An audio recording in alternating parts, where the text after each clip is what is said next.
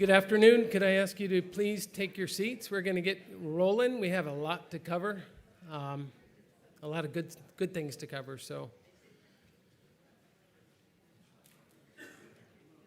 we'll get going. Good afternoon, everyone. Welcome to the Jack C. Taylor Conference Center at the U.S. Naval Institute. I'm Ray Spicer, the CEO and publisher at the Naval Institute. It is great to see you here, whether you're here in person or joining us virtually. We have a great program lined up for you. But before we begin, I'm going to ask you to please rise and join me in reciting our Pledge of Allegiance. I pledge allegiance to the flag of the United States of America and to the republic for which it stands, one nation, under God, indivisible, with liberty and justice for all. Thanks very much. It's great to see so many members, supporters, and friends in the Institute here this afternoon. Many past and current board members, board of trustees members, editorial board members are all here in the audience. I want to acknowledge just two, Admiral Harry Harris, the chair of our board of directors, and General Pete Pace, the chair of our board of trustees. They have led the Institute during a period of extraordinary growth and continue to guide the Institute as we tackle priorities outlined in our strategic plan. General Borg Schulte, Superintendent of the Naval Academy, couldn't be here as he is busy preparing to launch the class of 2026 onto the Navy and Marine Corps. But we are blessed to have Vice Admiral Fred Kacher, former superintendent, here with us today. So welcome, Admiral Kacher.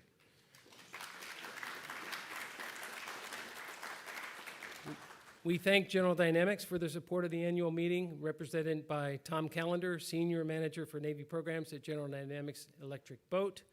We also thank our flagship sponsor for the Institute's annual meeting, L3Harris Technologies. This is the fourth consecutive year that L3Harris has supported this event, and we're grateful for their longstanding support to the Institute. We're happy to have Rear Admiral Matt Gucci-Klunder, Vice President, Navy and Marine Corps Accounts and DoD Labs at L3Harris, here with us this afternoon. And full disclosure, Admiral Harris is also a director on L3Harris's board. To kick off our annual meeting, I welcome Admiral Harris to offer some opening remarks. Admiral Harris served as Commander U.S. Pacific Fleet and then Commander U.S. Pacific Command until his retirement in 2018. Following his Navy career, he was appointed U.S. Ambassador to South Korea, serving until 2021. A 1978 graduate of the U.S. Naval Academy, a naval flight officer, Admiral Harris has commanded at every level, including Patrol Squadron 46, Patrol and Reconnaissance Wing 1, Joint Task Force Guantanamo, the U.S. Sixth Fleet, and Striking and Support Forces NATO. We're very fortunate to have him as our chair of the Naval Institute Board of Directors. Let's give a very warm welcome to Admiral Harry Harris.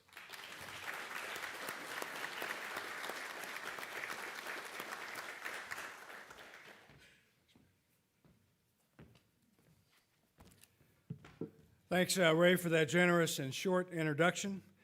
Good afternoon, shipmates, friends, and fellow champions of sea power. It's a privilege to be here with you and to welcome our members and guests to the U.S. Naval Institute's 2026 annual meeting. Let me acknowledge just a few guests in the audience, which should give everyone a sense of how important this annual meeting is. General Pace, Admiral Winnefeld, Admiral Richardson, Vice Admiral Kacher, and the Super's going to be here until he heard I was going to speak, and he wisely opted out. The Institute, folks, is in great shape. And I'm proud to say that we're now in our 153rd year, just a few years older than me. 153 years of open, independent, nonpartisan dialogue about the sea services and American sea power. That's a legacy worth celebrating and a standard worth upholding. Let me take a moment to recognize the people who make this legacy possible. To the Board of Directors and Board of Trustees, thank you for your leadership, your counsel, and your steady hands on the helm. Your engagement is not ceremonial, it's essential. To the editorial board, your commitment to intellectual rigor, peer review, and giving voice to those who wear the cloth of our nation ensures the proceedings and naval history remain credible and relevant. And to the Naval Institute staff editors, journalists, producers, planners, professionals all, led by President and CEO Ray Spicer, you drive this organization every day. You're the engine of this ship. Every article published, every podcast recorded, every conference convened, every news story broken is work that matters. So today we recognize 3 distinguished members of our board who are completing their 6-year terms. Admiral Scott Swift, U.S. Navy retired, fighter pilot, former commander of the U.S. Pacific Fleet, Natso brought a fleet commander's perspective and strategic depth to everything he touched. Major General Charlie Bolden, Jr., U.S. Marine Corps, retired, former NASA administrator, astronaut, and naval aviator of distinction, including over 100 missions to Vietnam. A recipient of the Naval Academy's Distinguished Graduate Award, his vision extended beyond the horizon, literally. And Mr. Tom Furlong, whose expertise, judgment, and dedication have been a constant source of strength to all of us. These leaders leave the Institute in a stronger position than they found it. Please join me in a round of applause for them, please.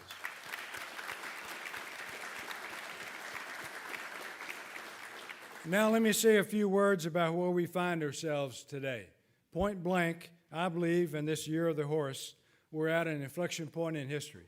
We're not near anything resembling the end of history.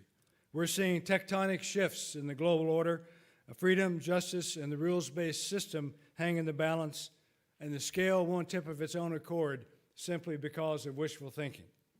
Today, we live in an interconnected world of shared spaces, the oceans, the air, outer space, and now cyberspace. These spaces enable the free flow of goods, services, and ideas. They're the connective tissue that binds together the global economy and, importantly, a civil society. From the seabed to outer space, access to these thoroughfares is at risk in the 21st century. We are living in a consequential moment. No hyperbole. It's fact, underwritten by events. In the Middle East, America finds itself at war again. Regardless of where you sit politically, when you consider the North Korea nuclear weapons case, diplomacy across at least 5 presidential administrations failed. In my opinion, we waited too long and relied too heavily on diplomacy to prevent Pyongyang's nuclear ambitions from becoming reality. Today, the U.S. and Israel heeded this lesson, and after diplomacy failed to deter Tehran, they took kinetic action to compel Iran to end its nuclear weapons program. And our Navy and Marine Corps are there providing options that diplomacy alone cannot. In the Western Hemisphere, operations in the Caribbean remind us that threats to America are not confined to distant theaters. U.S. naval presence in this region sent a clear message. We are engaged, we are watching, and we are capable. And in the Indo-Pacific, America's interests are constant, enduring. This region is at a precarious crossroad where tangible opportunity meets significant challenge. So while our opportunities remain abundant, the path ahead is burdened by several considerable challenges, including an aggressive North Korea, a revisionist China, and a revanchist Russia, and now a dangerous and growing alignment between these 3 and Iran. Today, China seeks hegemony, not only in East Asia, but Greater Asia and beyond. We see Beijing's strategy of creeping sovereignty in action across the maritime domain, the South China Sea, the Taiwan Strait, the Yellow Sea, Guam, and the Southwest Pacific. The challenge is not hypothetical. It's daily, it's deliberate, it's here. The common thread here, from the Strait of Hormuz to the Caribbean to the Western Pacific, is sea power. U.S. naval forces provide the persistent presence that underwrites America's global engagement. This is precisely the environment in which the Naval Institute does its most important work. Over the past year, proceedings, Naval History Magazine, the Naval Institute Press, and USNI News have published some of the most insightful analyses of the challenges facing the sea services. Just consider force structure, the shipbuilding crisis, operational readiness, and the future of naval warfare. These are not abstract debates. They are the questions that determine whether we deter and, if deterrence fails, whether we win. West 2026 in San Diego continue to raise the bar. West brings together the Navy, Marine Corps, Coast Guard, and importantly, the Defense Industrial Base in a way that no other forum does. With candor, urgency, and a shared commitment to solving hard problems. The conversations that happen at West ripple outward throughout the force. I'm proud the Naval Institute is at the center of that. And USNI News continues to provide the most reliable, real-time coverage of the maritime and defense beat, trusted by decision makers, relied upon by policymakers, and read by anyone who wants to understand what's actually happening to the sea services. So let me highlight something that reflects a different kind of Naval Institute excellence. Not just reporting on a problem, but convening the right people to solve it. You may recall that following the annual meeting last year, we decided to hold a panel on shipbuilding. Afterward, we realized that a single panel on shipbuilding, as valuable as it was, wasn't enough. The problem is too large, too multidimensional, and too urgent for one 60-minute conversation.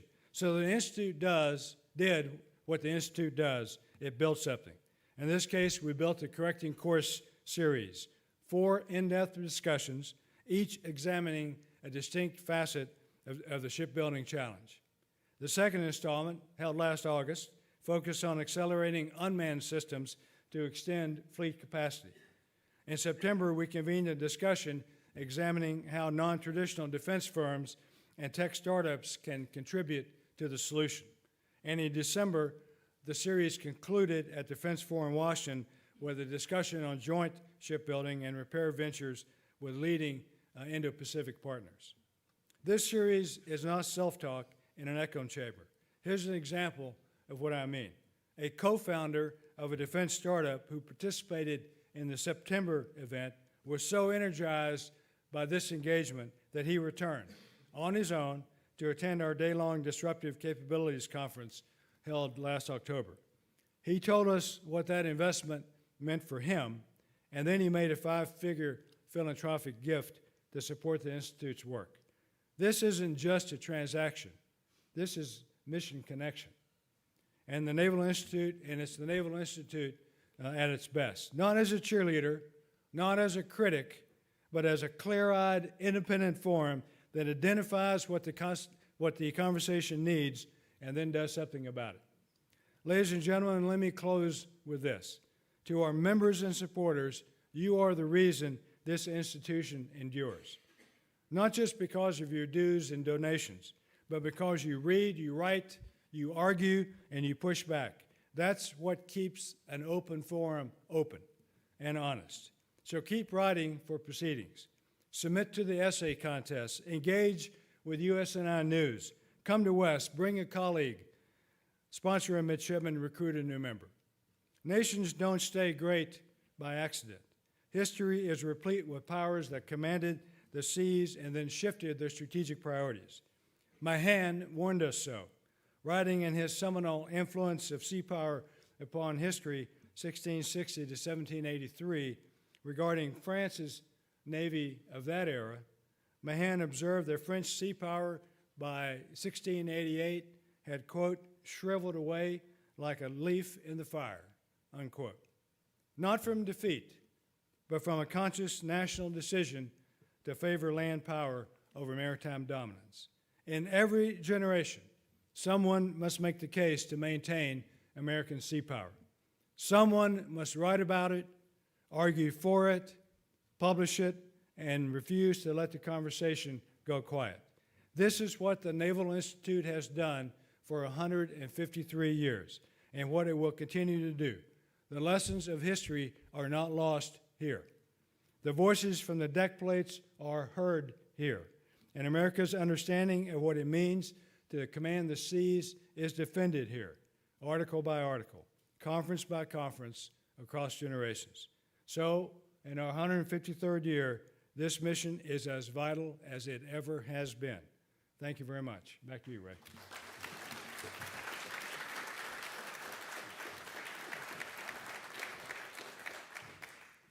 Thanks, Admiral Harris. We're going to start here by taking care of some business. But before we do, I'd like to acknowledge that a substantial portion of our Navy, Marine Corps, and Coast Guard is operating forward in harm's way.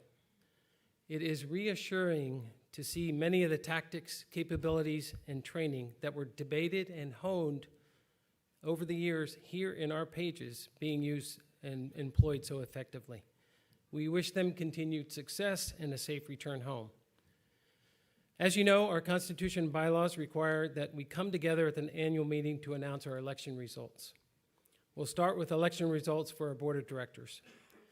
We elected 3 new board members: Lieutenant General Karsten Heckel, U.S. Marine Corps retired, Mr. Sunil Ramchand, and Commander Frank Weiser, U.S. Navy retired.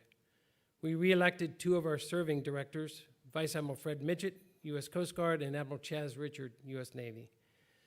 We appointed 1 new board member, Lieutenant Gary Kim, U.S. Naval Reserve, and we welcomed 3 new board liaisons.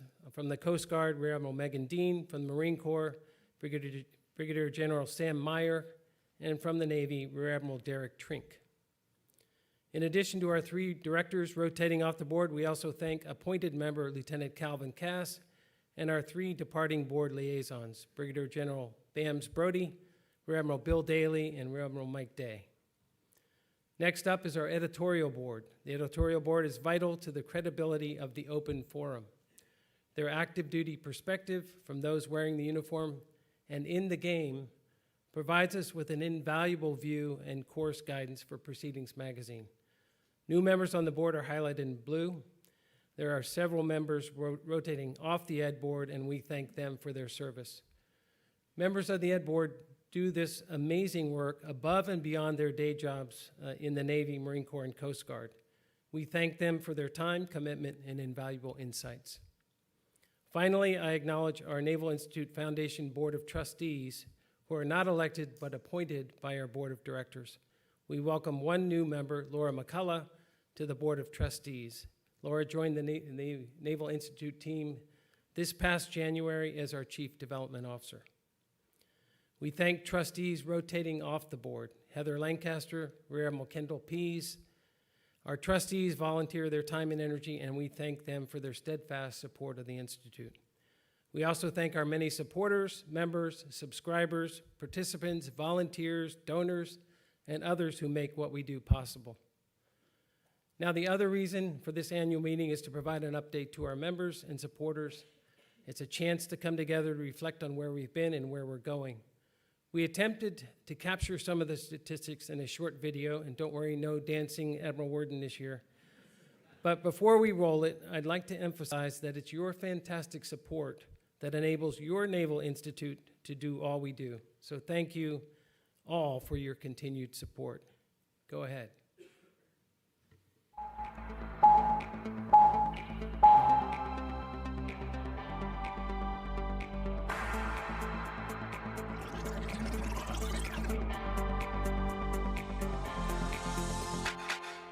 This forum exists for one reason, and that's to address a wide array and increasingly complex network of threats our sailors may one day face.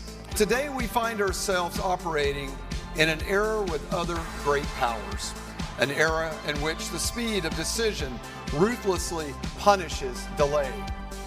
It's in these complex times that we must evolve the strategy once more, rapidly responding to new leadership direction, increasingly sophisticated threats, and systemic industrial-based challenges. The U.S. Navy faces a great many challenges in the coming years, but despite the realistic tone of my article, I am perpetually optimistic. And one of those reasons is because there is no Naval Institute and proceedings in the Chinese Navy or the Russian Navy. This is a great opportunity for every service member, the lowest rank, including myself when I started out, to the highest rank of all designators and backgrounds and experiences, to read and think and write and speak and discuss. It does play a profound role. The Naval Institute also contributes to a reserve of ideas that we can pull upon whenever we need to change tack or change course. 10 on your side's Laura Casel with more about what we know on this. Laura? The amphibious assault ship USS Bataan and 26th Marine Expeditionary Unit are moving to the Middle East, according to USNI News. Now, as reported by our friend Sam Legrone at USNI News, the investigation is looking at the fuel supply as a possible cause.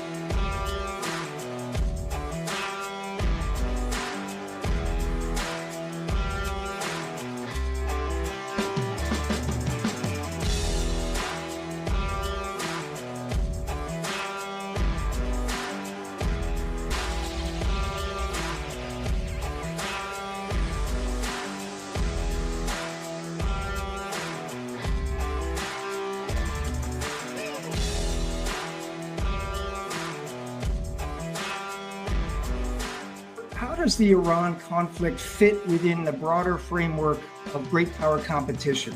And does it distract from, or does it reinforce deterrence against China?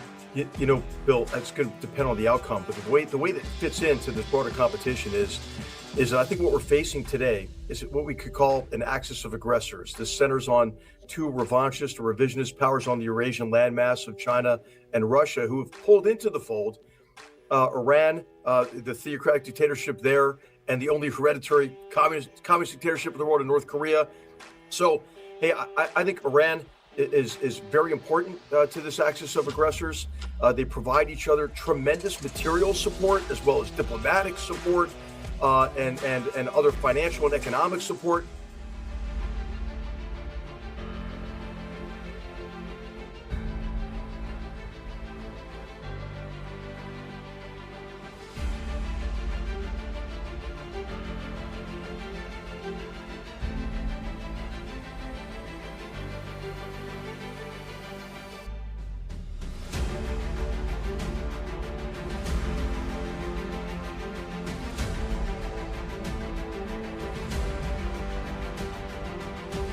If you want to move fast and you want to attract agile companies, tell them what you want them to do, hire them to do it, pay them if they do it successfully. And if they don't pay them. I also think that when you start looking at the people that are building solutions, you need to think outside the defense industry.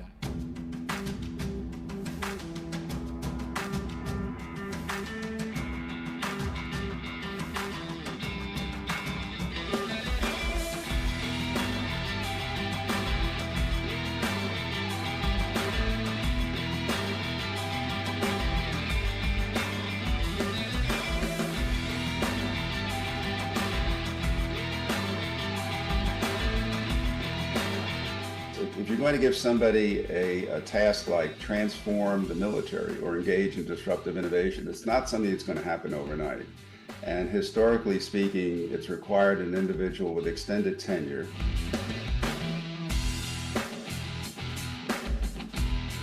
I think there is a recognition, and I know this is going to sound obvious, there's a recognition that autonomy is changing the character of warfare faster than any other mission area. Not incrementally, fundamentally. Operationally, we are seeing engagements and continued sorties in contested integrated environments in Ukraine 24/7.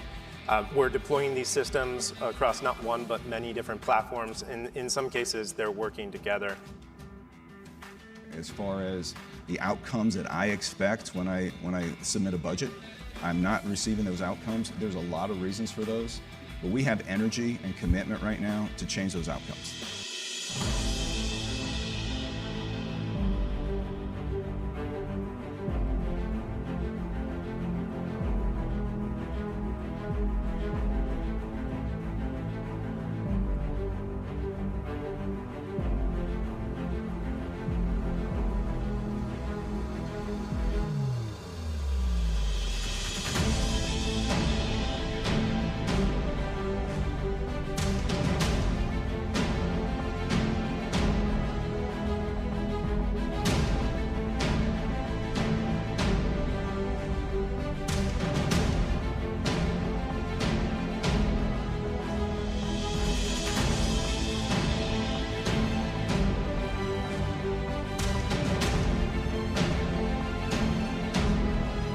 USNI is on the yard of the Naval Academy.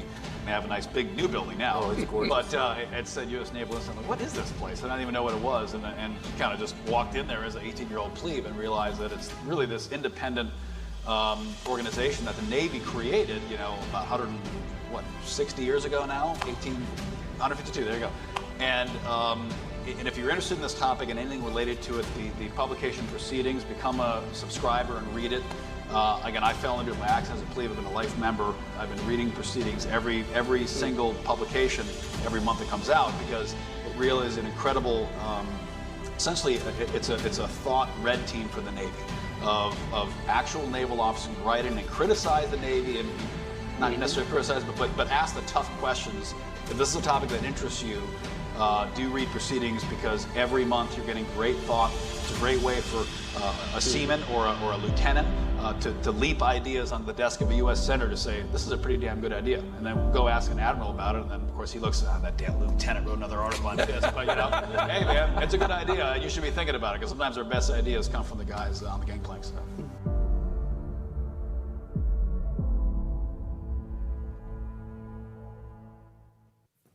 Is that a great endorsement or what?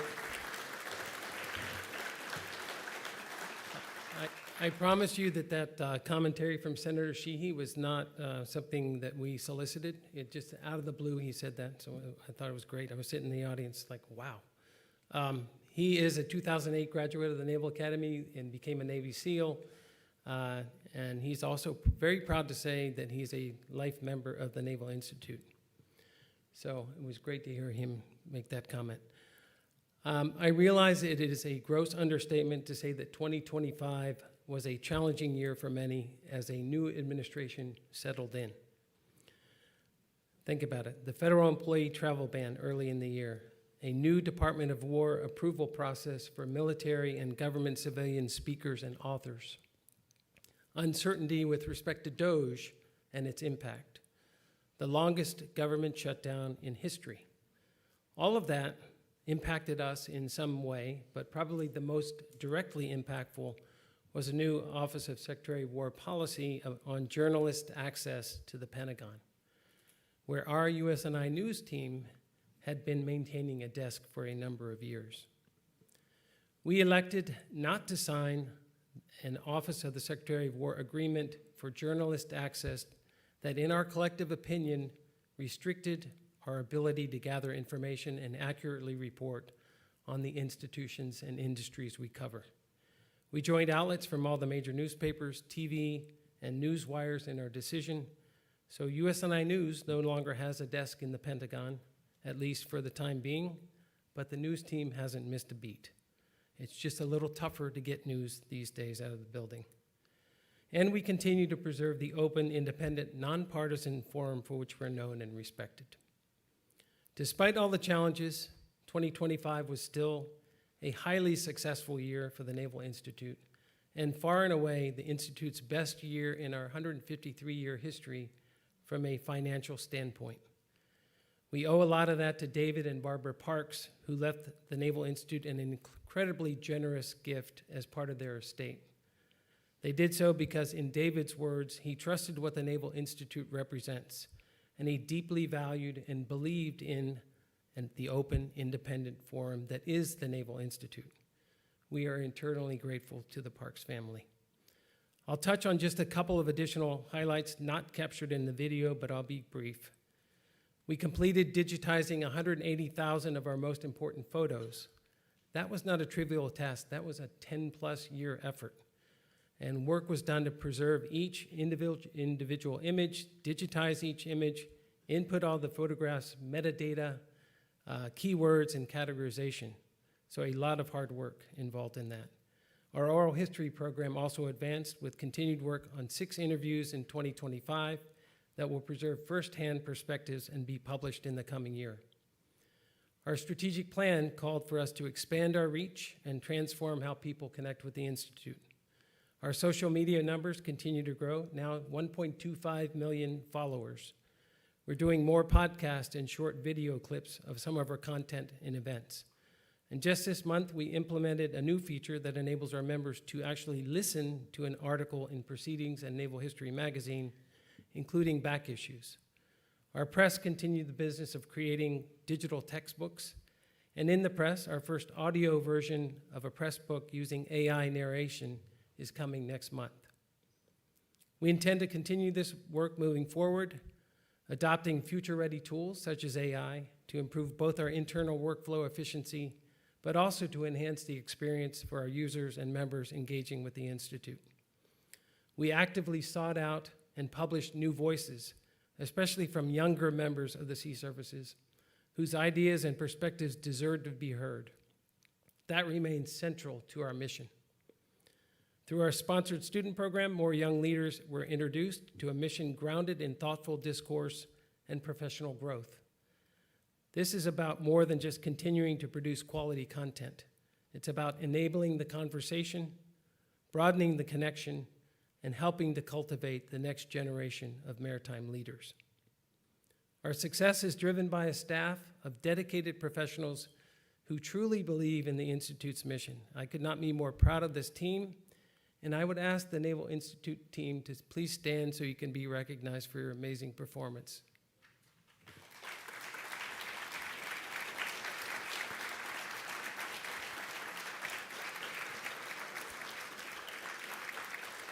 Thank you.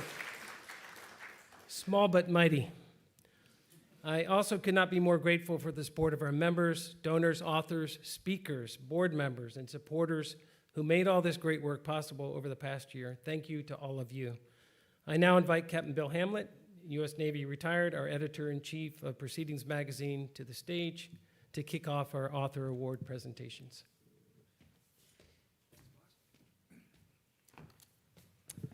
All right, good afternoon. It is my great pleasure to announce several award winners today, starting with the winners of two of our essay contests. The Naval Institute has been running essay contests since 1879. We have about a dozen each year, and a great deal of proceedings content comes from those contests. Not only do we publish the three winners of each contest, but we evaluate every submission for publication, even if it doesn't win a prize. We judge all our essay contests in the blind. We don't know who the authors are until the screening and judging are done, which makes them true meritocracies. The first winners to be recognized today are from the 2025 Leadership Essay Contest, sponsored by the Doctors Jack and Jennifer London Charitable Fund. This contest is open to any officer in the Navy, Marine Corps, and Coast Guard, from ensign or second lieutenant to lieutenant commander or major. We received 53 entries for the contest last year. The third prize winner is Lieutenant Commander Andrea Howard, U.S. Navy. Andrea is a submarine officer, a former member of our editorial board, and a prior essay contest winner who has written for Proceedings many times. She's currently a PhD student at MIT. Her article this year is titled From the Seas to the Keys, Leadership at Depth and Influence in the Shallows. It will be published in the August issue of Proceedings. Greetings, United States Naval Institute. It is a tremendous honor to receive third place for my essay about leadership at depth while influencing in the digital shallows. The essay began the way the story it tells began, by accident. A single LinkedIn post after a long deployment turned into an unexpected lesson in what connection, authenticity, and vulnerability look like when a leader has to be the same person in the control room and behind keyboard. The Naval Institute holds such a special place in my career. From my first publication in Proceedings as a lieutenant junior grade to the confidence boost of winning a 2019 essay contest to a term on the editorial board. So to be back again in Proceedings, recognized for leadership, feels like a pinnacle moment as I enter the second decade of my career. Thank you for giving service members a platform to tell the stories that matter about our purpose and our people. I hope this essay encourages fellow leaders to get loud when sharing those stories is preferable to silence. From the seas to the keys. Thank you so much.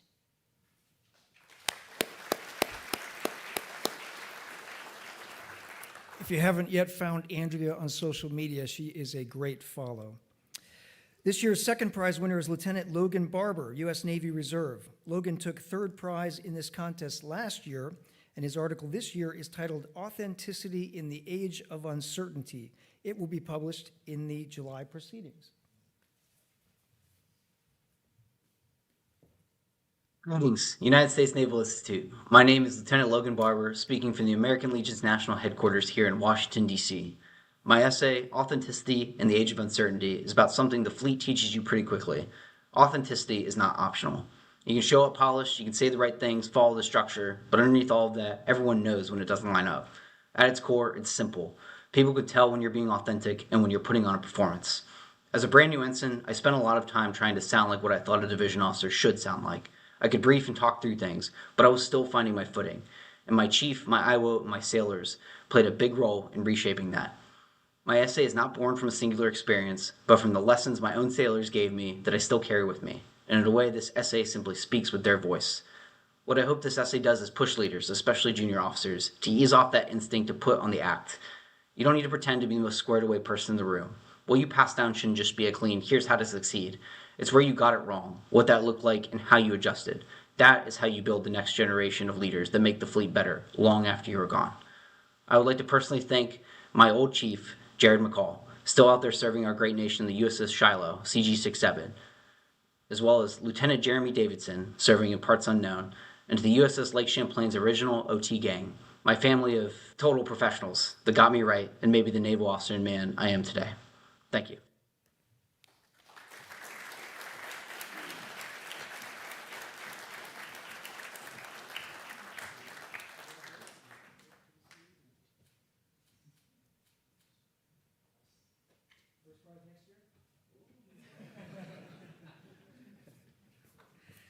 All right, this year's first prize winner is Captain Jonathan Corbin, United States Marine Corps. His article, A Message to Garcia Invites Poor Leadership, is a novel take on the obligatory message to Garcia that all military personnel are taught at the start of their careers. His article is coming in the June proceedings. Good afternoon. My name is Captain Jonathan Corbin. I'm a Marine Corps artillery officer by trade, and I'm proud to be currently serving in the 1st Marine Division. I wrote my essay, A Message to Garcia, Misdelivered, because of what I believe is a chronic overemphasis in our ranks on individual initiative. Too often, we expect young service members to just figure it out when confronted with an uncertain situation, thinking that personal creativity or aggression alone are enough to win the day. While well-intentioned, this reliance on subordinate initiative ignores the critical responsibility that we have as leaders to provide patient coaching, teaching, and mentoring, and a clear, contextualized commander's intent. I'd like to thank the U.S. Naval Institute for the opportunity to write about this topic. I'm honored to receive this award and grateful to be featured in a forum like proceedings.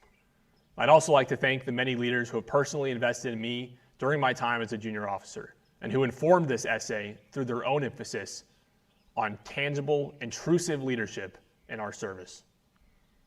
Every day around the globe, there are Marines and sailors who want to do the right thing, who want to take initiative, violently execute the mission at hand, and do right by their brothers and sisters in arms.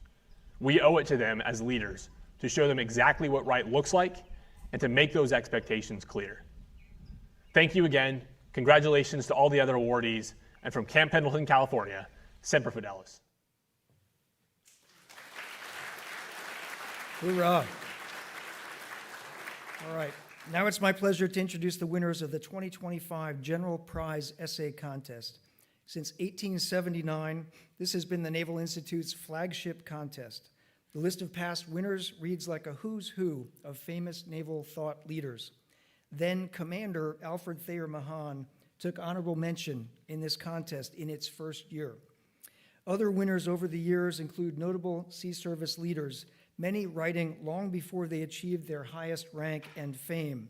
Rear Admiral Stephen B. Luce, Lieutenant Ernest J. King, Lieutenant Ned Beach, Lieutenant Commander and later Senator Sam Stratton, Captain Wayne Hughes, Lieutenant Commander James Stavridis, and Commander Sandy Winnefeld are just a few notable winners.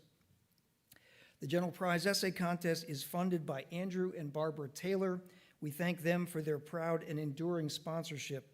This year we received 150 submissions. It's a lot of reading. All three winning essays are thought-provoking and bear directly on the challenges facing today's sea services. We published all three in the March issue of Proceedings. Each winner receives a medal, a cash prize, and a one-year membership. This year's third prize winner was Navy Lieutenant Commander Adam Pierce. His essay, Competitive by Design, Reforming Defense Procurement for Speed, describes how variable portfolio contracts can accelerate innovation and secure industrial advantage. Thank you to the United States Naval Institute for this honor. This essay addresses a simple but urgent reality. We must outbuild and outadapt our adversaries, or we will fall behind. First, our industrial base is fragile. The variable portfolio contract restores resilience by engaging multiple producers at once, building surge capacity, and reducing single points of failure. Second, we've misaligned innovation incentives. This model shifts the initiative to industry, where performance and innovation directly earn market share, turning competition into a continuous driver of improvement. Third, we are too slow. By creating a live, competitive procurement cycle, the model accelerates how quickly new capabilities are fielded and scaled. This is not just acquisition reform. It's a shift from managing contracts to commanding an industrial battle space. Thank you.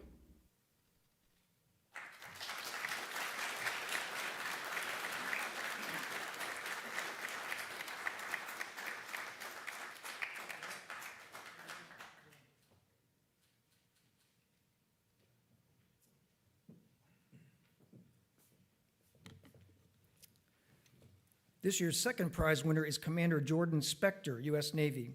His article, UXS Priority 1, Defend the Carrier, posits that as the Navy starts to integrate unmanned systems into the fleet, the priority should be to use them to mitigate threats against aircraft carriers.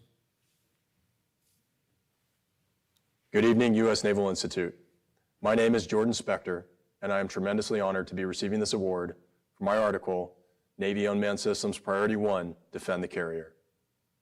The argument at the heart of this article is the mandate for the Navy to preserve its most critical strike advantage, the aircraft carrier, in ever more contested, complex environments where overmatch may not be immediately achievable. Directing the Navy's unmanned systems development, acquisitions, and fielding seem to be the most immediate and impactful way to achieve this at scale. While this article does propose a conceptual framework of how this might be achieved, it is not meant to be a prescriptive solution. Rather, the goal was to drive a necessary conversation on how to achieve reliable carrier defense for the challenges of today and tomorrow, as well as a discussion on what unmanned capabilities must be prioritized now and why. This award is a powerful affirmation of the importance of both of these conversations. I thank you again for this incredible honor.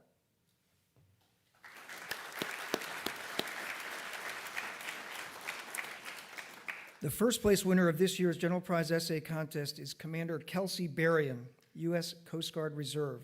Her article, Sea Lift, Tomorrow's Fight Must Be Uncrewed But Not Unattended, addresses several themes that have been prominent in our pages in the past few years: contested logistics, strategic sea lift, uncrewed and minimally crewed ships.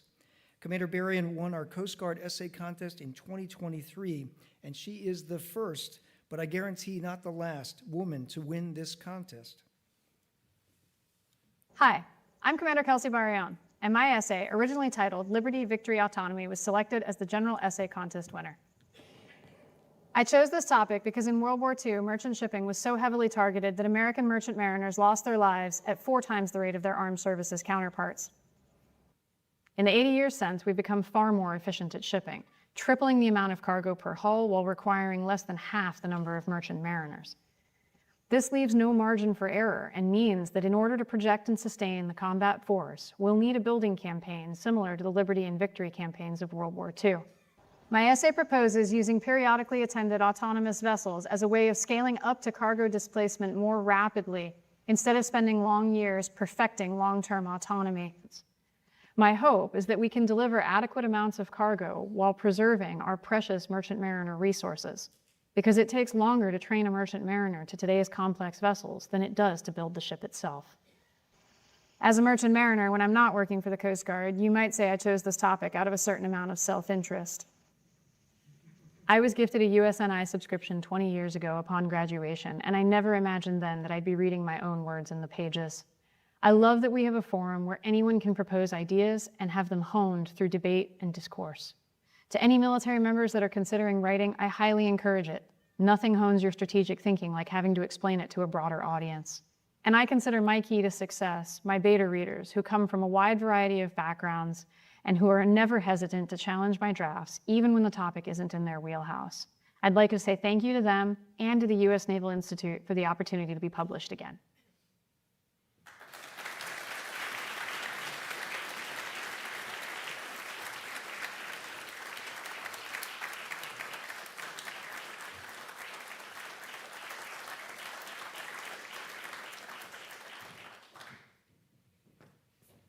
And her family is here sitting with her too. Okay, now it's my honor to introduce the 2025 Proceedings Author of the Year, Lieutenant Colonel Tim Warren, United States Marine Corps.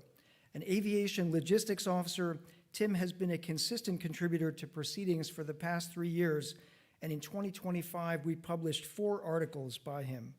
His work covered the gamut from counter-drone tactics to how the Navy Marine Corps team could make do with fewer amphibious ships, and how China might draw lessons from Imperial Japanese strategy. Unfortunately, Colonel Warren couldn't be here tonight, but he recorded his remarks. Hello from Camp Pendleton, and thank you, U.S. Naval Institute, for this tremendous honor. I am deeply humbled to be named the Proceedings Author of the Year. Even without this award, I am beyond grateful to be featured in such an admired publication, as I have researched and worked through some of the challenges that our naval forces will face. At the end of the day, my goal is always to enable our sailors, Marines, to be more lethal and at less risk with the materials we have now if the next big fight happens tonight. I must give a huge thanks to the Proceedings staff who have sharpened every piece, and to my colleagues who have worked through many of these problems with me before I put any ink to paper. I encourage anyone who sees a challenge to think through the problem set, research practical solutions, and write out your findings. Thank you again for this award, Proceedings as a whole, and the trust you've shown me over the last few years. Fair winds, following seas, and Semper Fidelis.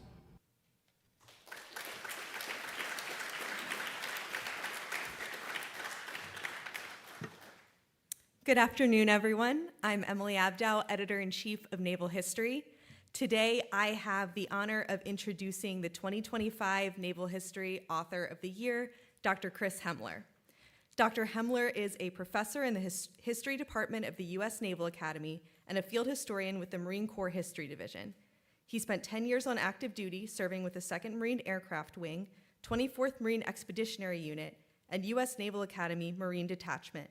He is also the author of the acclaimed Naval Institute press book, Delivering Destruction, American Firepower and Amphibious Assault from Tarawa to Iwo Jima.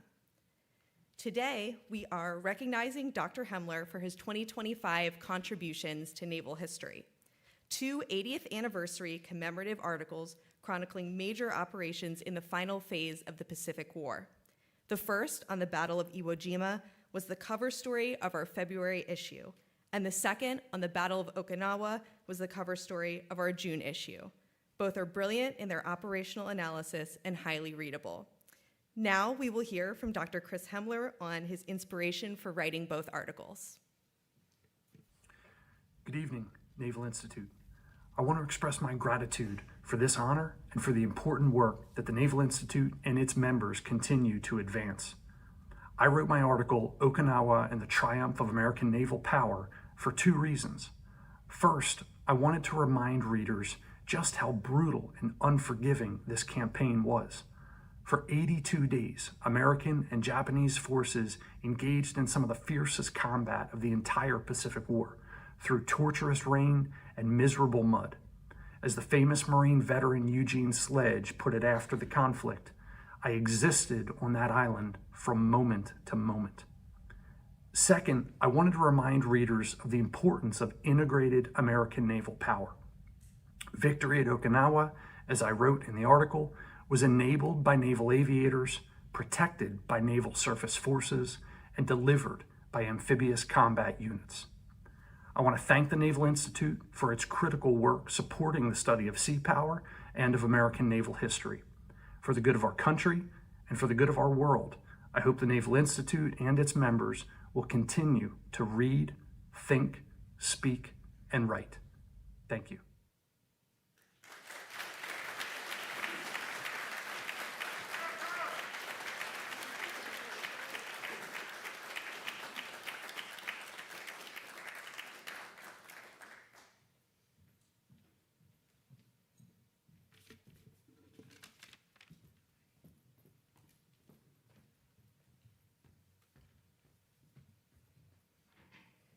Good afternoon. My name is Claire Noble, and I am the Deputy Director for Naval Institute Press. Today I have the honor of presenting our Naval Institute Press Author of the Year Award to MP Mike Woodward for his novel Red Tide, a novel of the next Pacific War.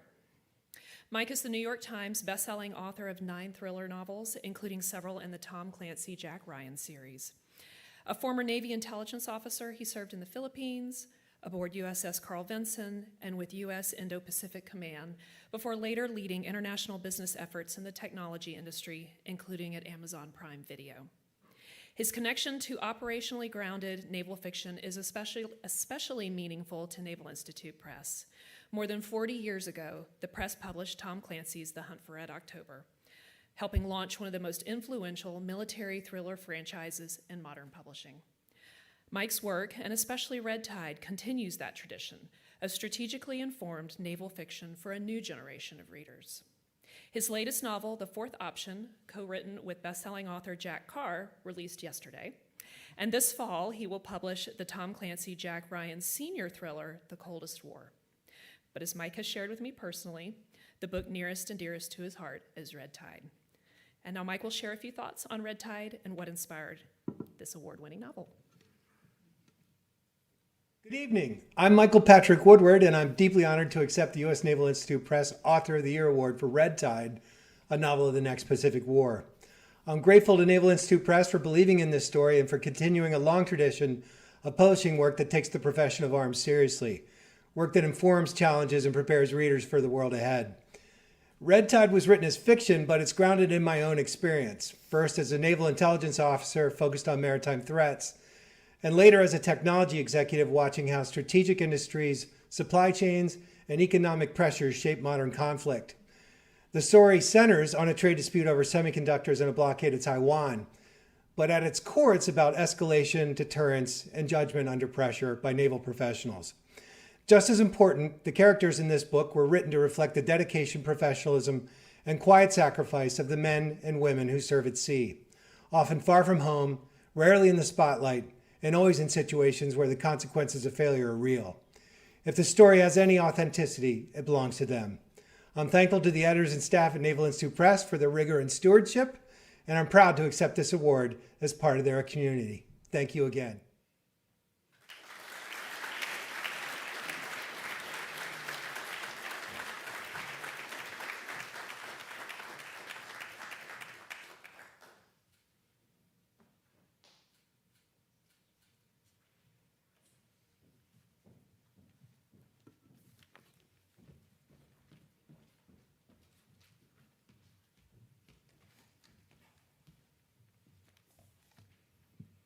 All right, now we're going to move to the meat of the program for the afternoon.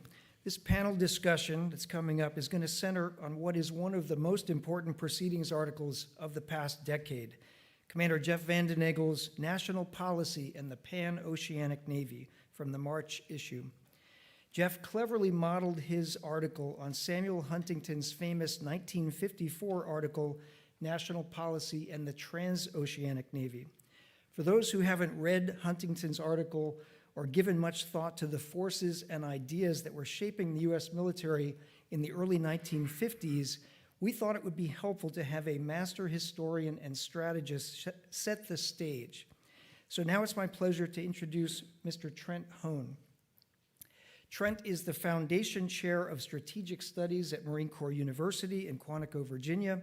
He's the author of several outstanding books published by the Naval Institute Press, including Learning War, The Evolution of Fighting Doctrine in the U.S. Navy, 1898 to 1945, and Mastering the Art of Command, Admiral Chester W. Nimitz and Victory in the Pacific War. Ladies and gentlemen, please welcome Trent Hone.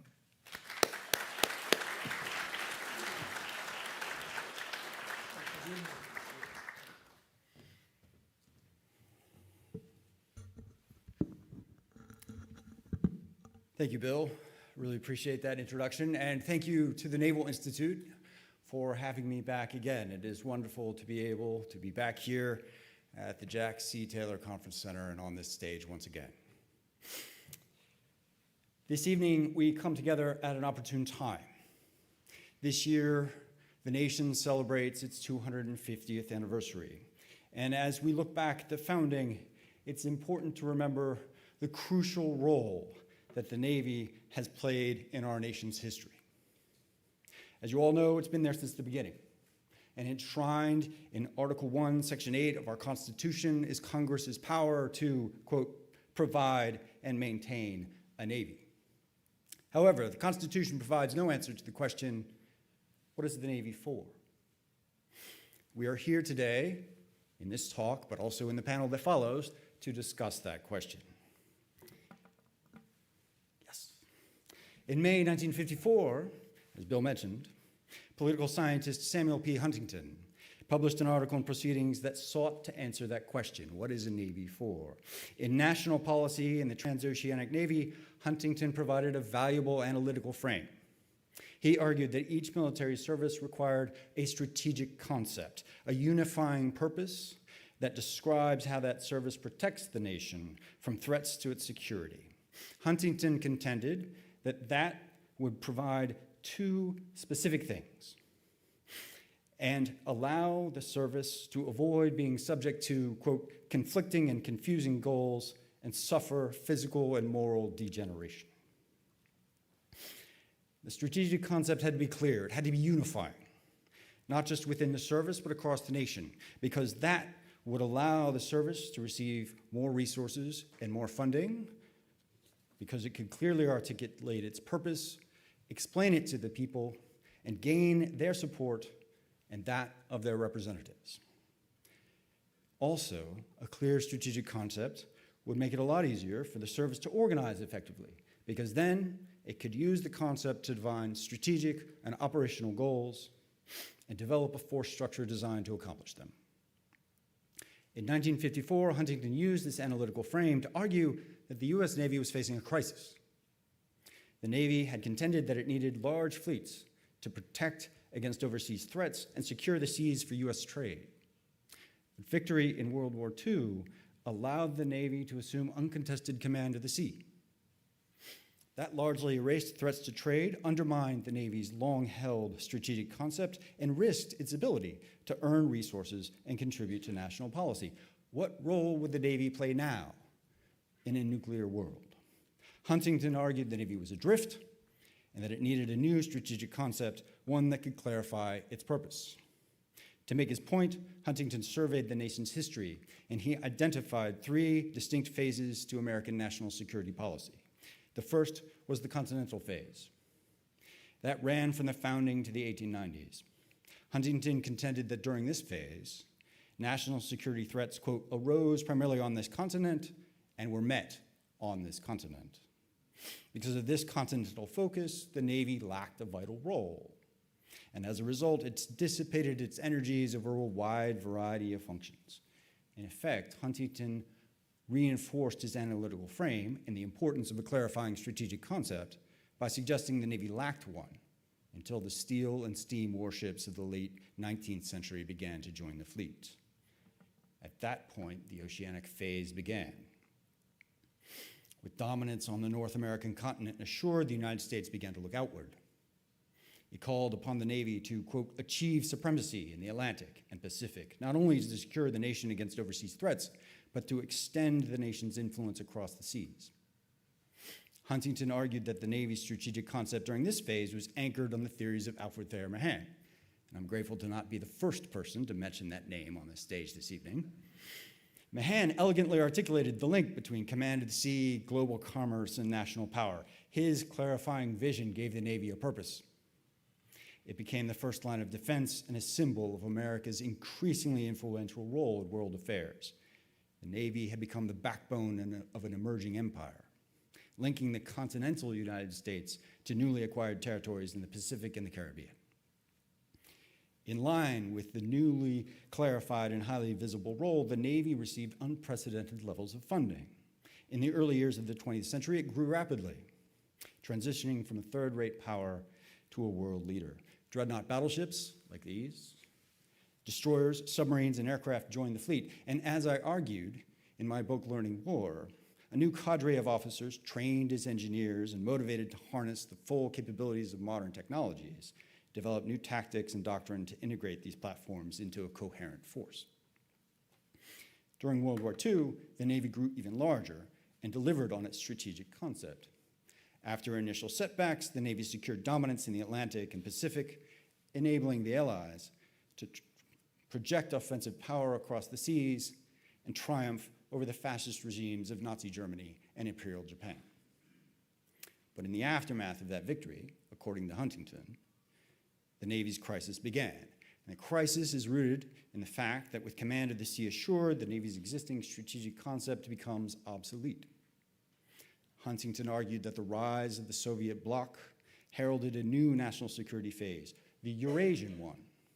And to meet it, he called for a transoceanic navy that could project power into the heart of the Eurasian continent.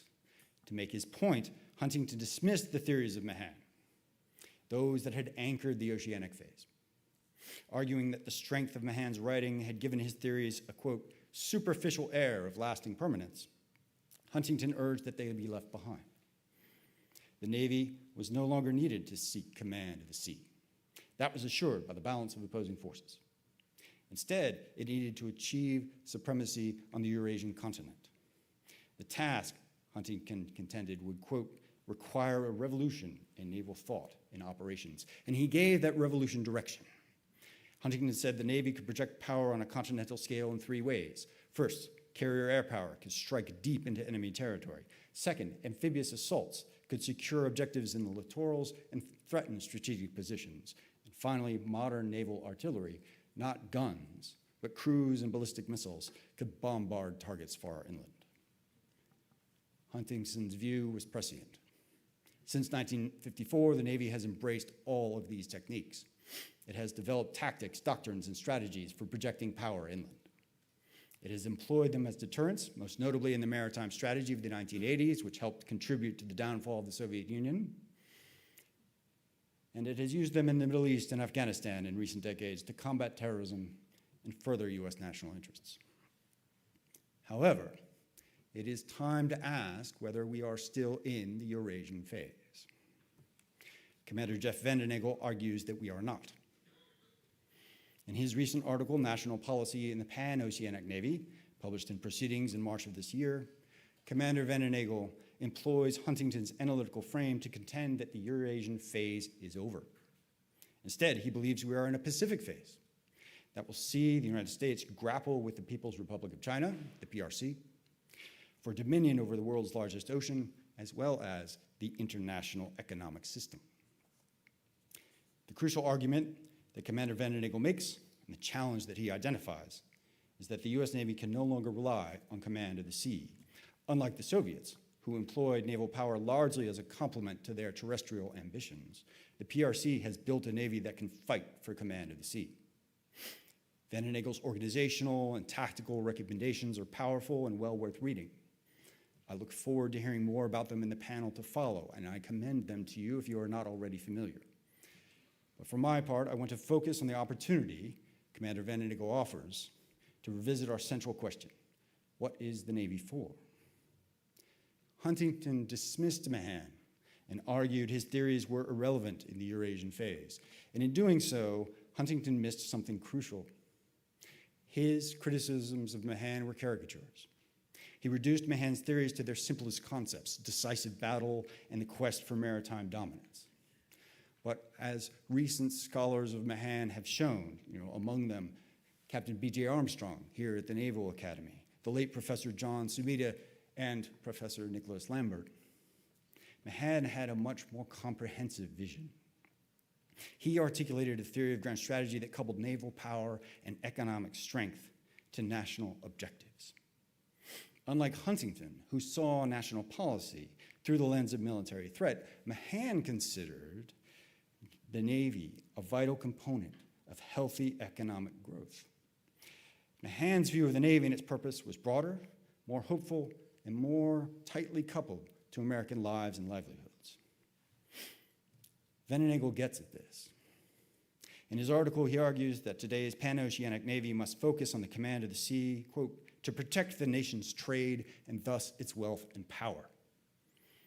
Doing so, he contends, is essential to preserve the American way of life, And I believe that he is exactly right.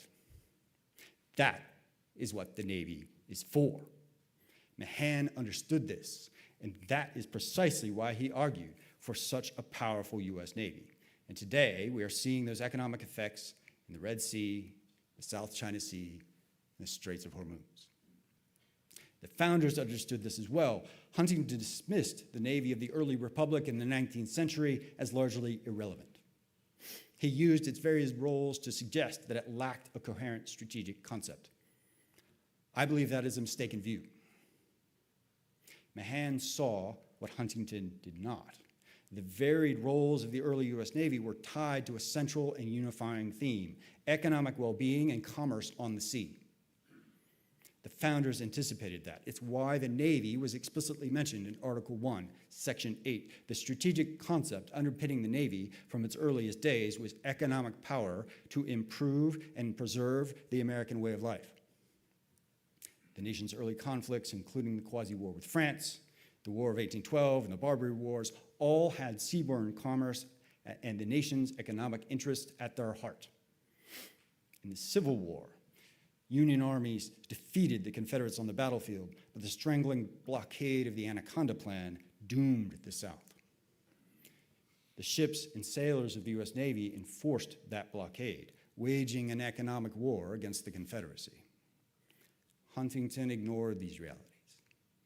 Mahan acknowledged them, and Vandenagel gives us an opportunity to revisit them. I believe it is past time to do so. Why? It's because we've become confused about how to answer this central question. What is the Navy for? If we follow Huntington's reasoning, the Navy is a military organization, one that must be designed to combat threats to the national interest. It is that, and that is the view that held in the Eurasian phase, because the Navy became extremely skilled at projecting power ashore with aircraft carriers, amphibious assaults, and increasingly capable missiles. But it's more than that. That view is narrowed. That view is blinkered, and it has given the American public an insufficiently broad view of the Navy, what it can do, and its purpose. It's more than a military organization. The Navy, and Mahan knew this. The founders knew this. Vandenagel hints at this. It's why the Navy Department was a separate cabinet-level organization before the National Security Act of 1947. That earlier structure positioned the Navy more appropriately and allowed its leaders to facilitate the development and employment of more nuanced national strategies that reflected the nation's economic interests. As a nation, we have forgotten the wisdom of this. And we can see the results. Consolidated now under the Department of Defense, or war, if you will, the Navy executes strikes deep into the Eurasian continent. It destroys targets within Iran, but it lacks the ability to serve the vital economic need, to clear the Strait of Hormuz and ensure the safe passage of commerce through it. That's not what the Navy's been built for, you would object. You're absolutely right. It's not. But what is the average citizen going to say when they pump gas at $5 a gallon? They're going to ask, why am I paying for a Navy and all the technology that comes with it if it can't clear that narrow waterway? That is what they will ask. Now, don't mistake me. I'm not criticizing the sailors, the ships, or their officers. I'm criticizing the overly narrow strategic concept that the Navy has been operating under these past 70 years. Historically, one of the Navy's greatest strengths was its linkage to the nation's economic interests. After the existential struggle of World War II, that link was severed. So now, when a citizen asks what is the Navy for, they have no obvious answer. I believe that Huntington, articulate and clear-eyed as he was, misdiagnosed the problem in 1954. The problem was not how best to position the Navy to fight the Soviet bloc. It was how to reconnect the Navy to the nation's economic well-being, to convince the citizens that they have a financial stake in healthy commerce, and that the Navy is vital to enabling it. Commander Vandenagel hints at this point, but he does not address it directly. Nevertheless, he provides a vital opportunity to reassess the purpose of the Navy, to reorient it to today's challenges, and to couple it to a new strategic concept. I believe that concept must be rooted in the economic well-being of the nation. As I said before, when we ask, what is the Navy for? I believe we must answer, to protect the nation's trade and thus its wealth and power, to preserve the American way of life so that we, our children, and our grandchildren can continue to enjoy the opportunities that this nation offers. I thank you for your time and attention, and I hope you enjoy the panel to come.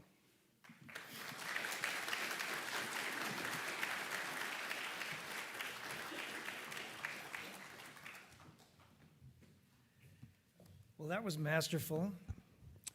Trent, thank you for setting the stage for us. As a token of our appreciation, he ran off, but I'll give him this at the break. We have another Naval Institute press book for you, Planning for War at Sea, 400 Years of Great Power Competition. Now I'd like to invite Rear Admiral Matt Clunder, U.S. Navy retired and Vice President of Navy Marine Accounts and DoD Labs at L3 Harris Technologies, to the stage, as well as Admiral Winnefeld and our panel members. Good to see you. Thank you. We got our illustrious panel coming up. Thank you, Bill. While we're getting everyone established here, thank you, Ray, Harry, and the U.S. Naval Institute for allowing L3 Harris to be part of this valuable annual meeting.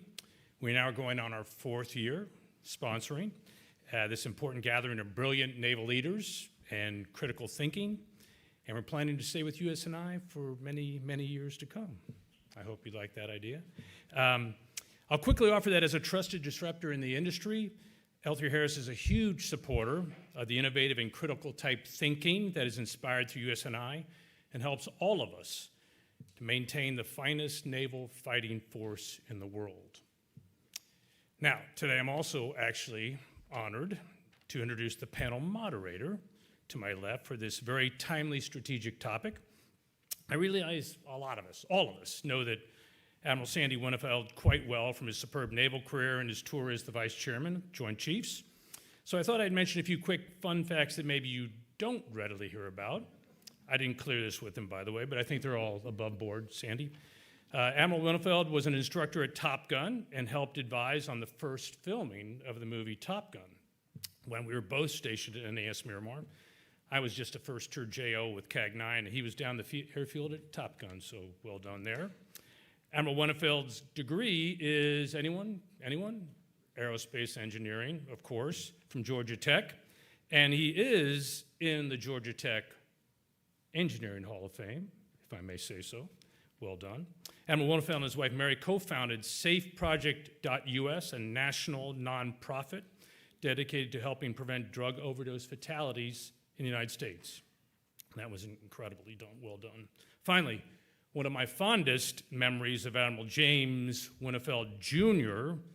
and his family was here at USNA when we were able to have him, his wife Mary, their boys, and his father, Admiral James Winnefeld Sr., to be the guests of honor for the Brigade of Midshipmen Parade. I was the commandant that day. It was a very, very special day for me, and of course I was trying to recruit those young boys at the time to come to USNA to be midshipmen. Needless to say, it was a great, memorable day, and so without further ado, Admiral Winnefeld, the rest of the amazing panel, it's to you, take it away. Okay, well, thank you. Thank you so much. That day brings a tear to my eye, by the way, because my mom was also the color girl in 1951, back when they had color girls, not color representatives. Now, I see a lot of gray hair in the audience, and it makes me think that, I've been reading proceedings for 65 years. When I was 5 years old, started looking at the pictures, of course. But really heartfelt congratulations to Ray and his entire staff for a fantastic year. I think my friend Pete Daly, who I think is probably in the audience, would agree that the Naval Institute continues an upward trajectory that's just fantastic. So congratulations. And I'd also be remiss in not, if I didn't mention that, this whole center is largely due to the generosity of the Taylor family, which was mentioned a moment ago, who also sponsored the essay contest, the General Prize Essay Contest, which we celebrated earlier today. Just another, Bill mentioned 150 authors. That kind of intellectual firepower, you can think well and not write well, but you can't write well and not think well, and I think we have ample evidence of that, and it's really benefiting our Navy and Marine Corps and Coast Guard. So we are not going to go about today permanently resolving any kind of long-running intellectual dispute over Mahan and Corbett and other long-past naval theorists. As interesting as that might be, I don't want to put the audience to sleep. Rather, we're going to talk about realism in sea power, how sea power in real time does whatever it must do, constrained in a number of ways by whatever it can do to protect and advance a nation's interests under a set of prevailing, not hoped for, but prevailing economic, diplomatic, geographic, and security conditions. It's a tough problem, and the question is, how do we go about doing it today? And as a nation, we're confronting some very difficult facts that bear on this question that we're going to address today. First, we're in a multidimensional competition against an ambitious and capable power that has spent the last quarter century preparing specifically for us to counter our current sea power ways and means while we were busy in places like Iraq and Afghanistan. And as numerous war games have shown, that's going to be a tough fight that would be very costly. And just look at what we just went through with Iran. Second, I would argue that no strong nation ever had a weak economy. Bernard Brody once said, strategy comes with a dollar sign. And if you look at our nation's debt, $50 trillion worth of debt with a $2 trillion annual deficit right now, finding the resources to advance our current naval concept of naval power projection, even if the industrial capacity existed to do that, is going to be a monstrous challenge. And then a third factor that we've seen in living color in Ukraine and Iran is that the character of warfare, as several proceedings authors have pointed out, has changed dramatically. So the question is, what do we do with sea power today? And to consider these questions, we've got a great panel, starting with my good friend, Admiral John Richardson, the 31st Chief of Naval Operations. John, it's really good to see you again. Dr. Eric Sand, Assistant Professor at Naval War College Center for Naval Warfare Studies, who also runs a very important war game each year. Mr. Alex Trempe, who is the Director of Warfare Development in the Department of the Navy with a huge responsibility. And of course, whose name you heard a whole bunch of times a moment ago, Commander Jeff Vandenegel, Commanding Officer, USS Illinois, Virginia-class submarine based in Hawaii, author of National Policy in the Pan-Oceanic Navy in the March 2026 issue of Proceedings. And before we go any further, I want to clearly point out that our three active Department of the Navy government hires, the opinions that they expressed today are strictly their own and don't necessarily represent the position of the Department of the Navy. So give them some slack on that. We're going to start with Commander Vandenegel. Jeff, please walk us through. This was the longest article I think we've had in Proceedings in a long time, but it's important. It was in two pieces. It was stitched back together, I think, to become what it is. It's a very, very important piece. So tell us what drove you to write this essay in the first place and how you approached the question. Sure. I believe Huntington's framework for military service still holds true, but that today even he would argue that the era of the transoceanic Navy, focused on power projection from largely uncontested seas, is over. And as Professor Nick Lambert has shown, all the underlying conditions that went into the transoceanic Navy no longer hold true. Today, the primary threat to the nation has changed from continental to naval, the most important being the People's Republic of China. The nation's strategy has changed as a result, and all the underlying assumptions of the transoceanic Navy no longer hold true. Most important being that the U.S. Navy would enjoy command of the sea, that long-term strategic condition in which we have a fleet so powerful that other nations decline to even build a Navy to challenge us. That is clearly no longer true today. And if the threat and the nation's strategy and all the underlying assumptions have changed, so too must our strategic concept. The Navy's concept is now the same as it has been for all navies faced with a credible adversary at sea. Acquire command of the sea to allow the flow of friendly trade and military forces while denying that movement to the enemy. At the operational level, that requires a focus on sea control as our primary mission. That focus would best defend the homeland against conventional attacks, allow the United States Navy to lead the joint force implementing the nation's strategy against the PRC, enable the rest of the joint force to contribute to that strategy by allowing them to actually reach and sustain such a fight, and most importantly, it would enable the nation's trade, which Mahan showed directly leads to our wealth and power. The seas are our responsibility, and we can best contribute to national policy by controlling them when and where required. So that all sounds great at the strategic level. Let's just go reestablish American command of the sea. As Captain Wayne Hughes has written about, strategy must be based on tactical reality. And the tactical reality is that the sea control mission now is incredibly difficult. For example, the People's Liberation Army Navy has distributed thousands of supersonic, hypersonic, and ballistic anti-ship missiles onto the world's largest fleet. And that fleet is expected to be 50% larger than the US Navy by the end of this decade. But all of our nation's adversaries' fleets could disappear tomorrow, and we would still have a massive problem because of the threat posed by forces in other domains. The Transoceanic Navy was focused on using a sanctuary in the naval domain to project power into the land domain. Now the opposite is happening, as forces in other domains are able to use the proliferation of sensors, networks, and weapons to project power into the naval domain. So for example, the People's Liberation Army Rocket Force, the Houthis, the Iranians, the Ukrainians, and Marine Corps stand-in forces are all based on using hidden and distributed forces in the land domain to launch missiles and robotic autonomous systems into the naval domain. A ship has always been a fool to fight a fort, and now the fort is mobile, has excellent scouting, long-range networks and weapons, and in many cases harder to find than the ship. And so for us to establish sea control, we are going to have to fight against numerous threats in multiple domains with sensors, networks, and weapons of such long range it seemed like we are fighting in one continuous battlefield, or what I call a pan-oceanic arena. And all these trends have lowered the standard for a credible attack and raised the standard for a credible defense, making sea denial easier and sea control harder. So Huntington showed that military service has to have a strategic concept, some way that we are going to contribute to national policy and defend the nation against a threat. And that had to be credible for us to earn resources and public support to implement that policy. I believe based on the threats that we now face, the nation's resulting strategy, and the reality of modern combat at sea, our Navy's strategic concept must now focus on establishing sea control where possible and sea denial where required. All right, thank you for that précis. I'm glad you added the sea denial, because there's a lot of talk about protecting our commerce, but maybe threatening the other guy's commerce is a noble thing to do as well. John, you have been around a long time in this business. You've seen a lot of change. Admiral Harris pointed out earlier that this is sort of a pivotal moment. Is what you're seeing concerning enough that it would cause us to sort of recalibrate how we approach sea power in a macro sense, as Jeff suggests?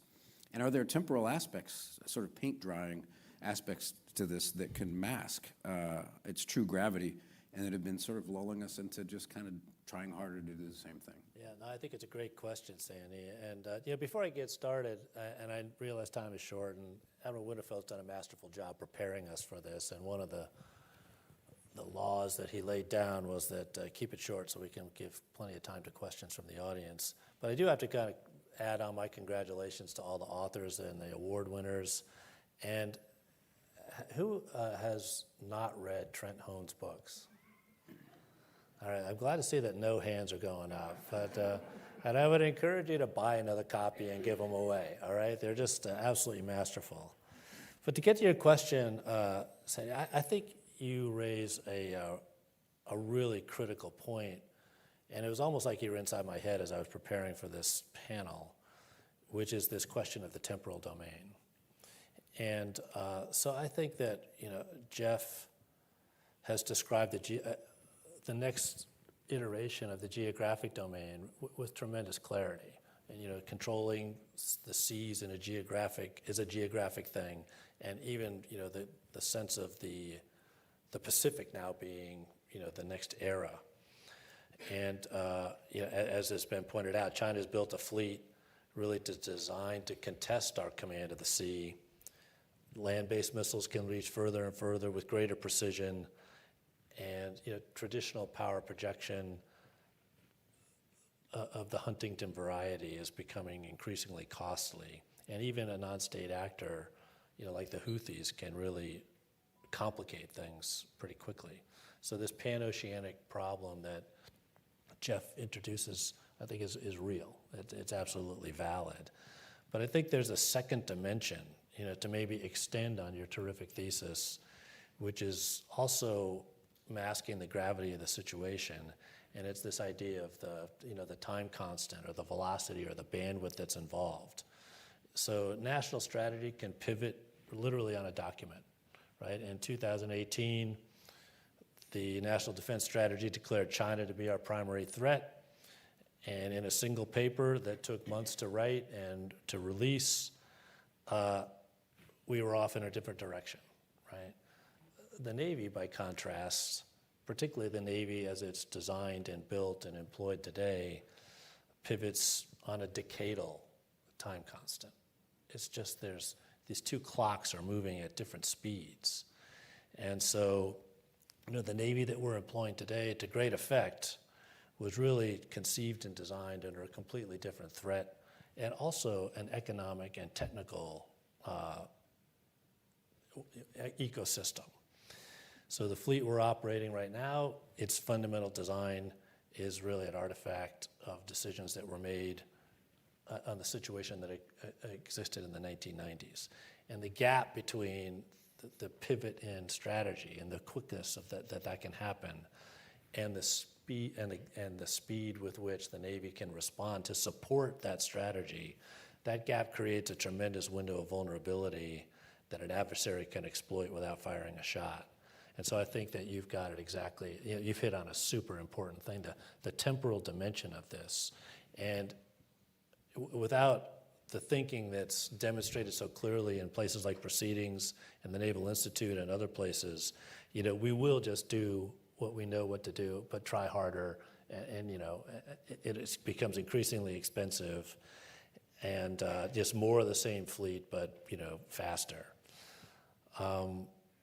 That's not wrong, right? That fleet is doing tremendous work out there, but it's not sufficient either. And so the threat isn't just bigger or more comprehensive. The ecosystem, including the threat, is moving much faster. And we've got a force that's kind of designed for a slower world. So we've got to be addressing that gap, or we're just going to be building a force that's increasingly irrelevant. All right. Well, thank you. Appreciate that.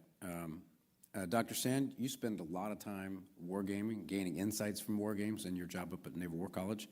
From what you've learned, have we indeed entered an era where broad maritime dominance can no longer be assumed? It's more localized, contested, and achieved locally? And if so, what, in your view, are the sort of defining characteristics of the environment in which we find ourselves having to do that? Thanks, Admiral. It's a real honor to be here today. And my short answer to your question is yes. I do think that, as Jeff described, we're in a different era that's going to continue and expand in its importance in terms of the challenges to global maritime dominance. And I think the chief factor in that environment, which Jeff outlines, is the shifting balance between the ability to achieve sea control and sea denial, and particularly shore-based sea denial. And we can already begin to see this today, both in the Strait of Hormuz, right, where the U.S. Navy has done a tremendous job of smashing the Iranian Navy, and yet we still have challenges reopening the straits. And similarly against the Houthis in the Red Sea, where our crews did amazing jobs fending off attacks, and yet commercial shippers still didn't feel it was safe enough to go through. This is necessarily more of a problem that's more geographically isolated, because these land-based sea denial forces are not as mobile as naval forces, and so will be more effective in some parts of the world than others. But one of the things that will matter most importantly in this is the increasing range of these forces, particularly by great powers. So the shore-based sea denial threat that we will see from China will be very different than that which we see from Iran or a non-state actor like the Houthis, which means there will be important geographic variation in how we need to deal with that threat. Okay. Mr. Tremper, you have a front row seat in the Department of the Navy in a very important position. You get not only a daily situational awareness of what's really going on out there, you also have a key role in shaping the force for that. From what you've seen, current crisis in the Strait of Hormuz highlights how difficult it really is to secure choke points. And I would almost argue it's like, maybe we should learn from that with China. But what does this say about our ability to protect our own use of the maritime continuum, and perhaps even more importantly, our ability to threaten somebody else's access? Yeah, thanks for the question, sir. Kind of building off of what everybody says, we all know that things are changing. But when you look at what the Navy has been doing in the Middle East over the past year or two, it has tested the fleet, but it's validated the differentiated value that the Navy provides to both the nation and the Joint Force. And when Admiral Cottle talks about this, he's talking about homeland defense, operations, deterrence, and then we've heard a bit about economic prosperity. The fleet that we have is incredible at what it is doing. Only the U.S. Navy can start in the Med. The Ford goes over to South America, conducts operations, goes back to conduct combat operations. No other Navy can do that. But it's not just the main battle fleet that we have, and this gets to the question about how do we stress other adversaries. CNO has us tackling tailored options. Tailored offsets is what he's calling them, these tailored force packages that are functionally focused so that you can have a sea denial component that is geographic and threat specific. This allows us to have command of the sea in the open ocean, but then also tailor our approach to narrow bodies of water, to littoral operations. And it's this combination of scalable offsets that addresses the time component that Admiral Richardson was talking about, coupled with the main battle fleet that provides the Navy a foundation today and then into tomorrow to continue to maintain our role as a global force. All right, really appreciate the initial insights we've gotten from the panel. I want to zoom in. We're going to go kind of lightning round here in the interest of time. But Jeff, I really want to challenge you on a question here where your essay begins with sort of protection of and interdiction of commerce, how important that is. And it sort of eases in as you read through the essay of like, sea control is really important if we're going to be able to project power. So is this a sea change, or on the one hand, if you have, well, we got to do a better job at sea control in order to be able to project power, or is it truly a sea change where we're going to think differently and go after the enemy's center of gravity of his maritime trade, protecting our own maritime trade, which really sort of implies a different operational concept, different training, different force structure to a certain degree. How do you approach that problem? Is it big, or is it just better sea control to project power? It's big, sir. Overall, I would say my focus is not on what national policy is how we as a Navy best support it. So whatever we want to do at the national level, whatever our strategy is going to be at a national level, we need sea control to do it. But that is getting more and more difficult, as we've talked about, to establish. And so I believe our strategic concept has to focus on establishing sea control where we can and sea denial where we must.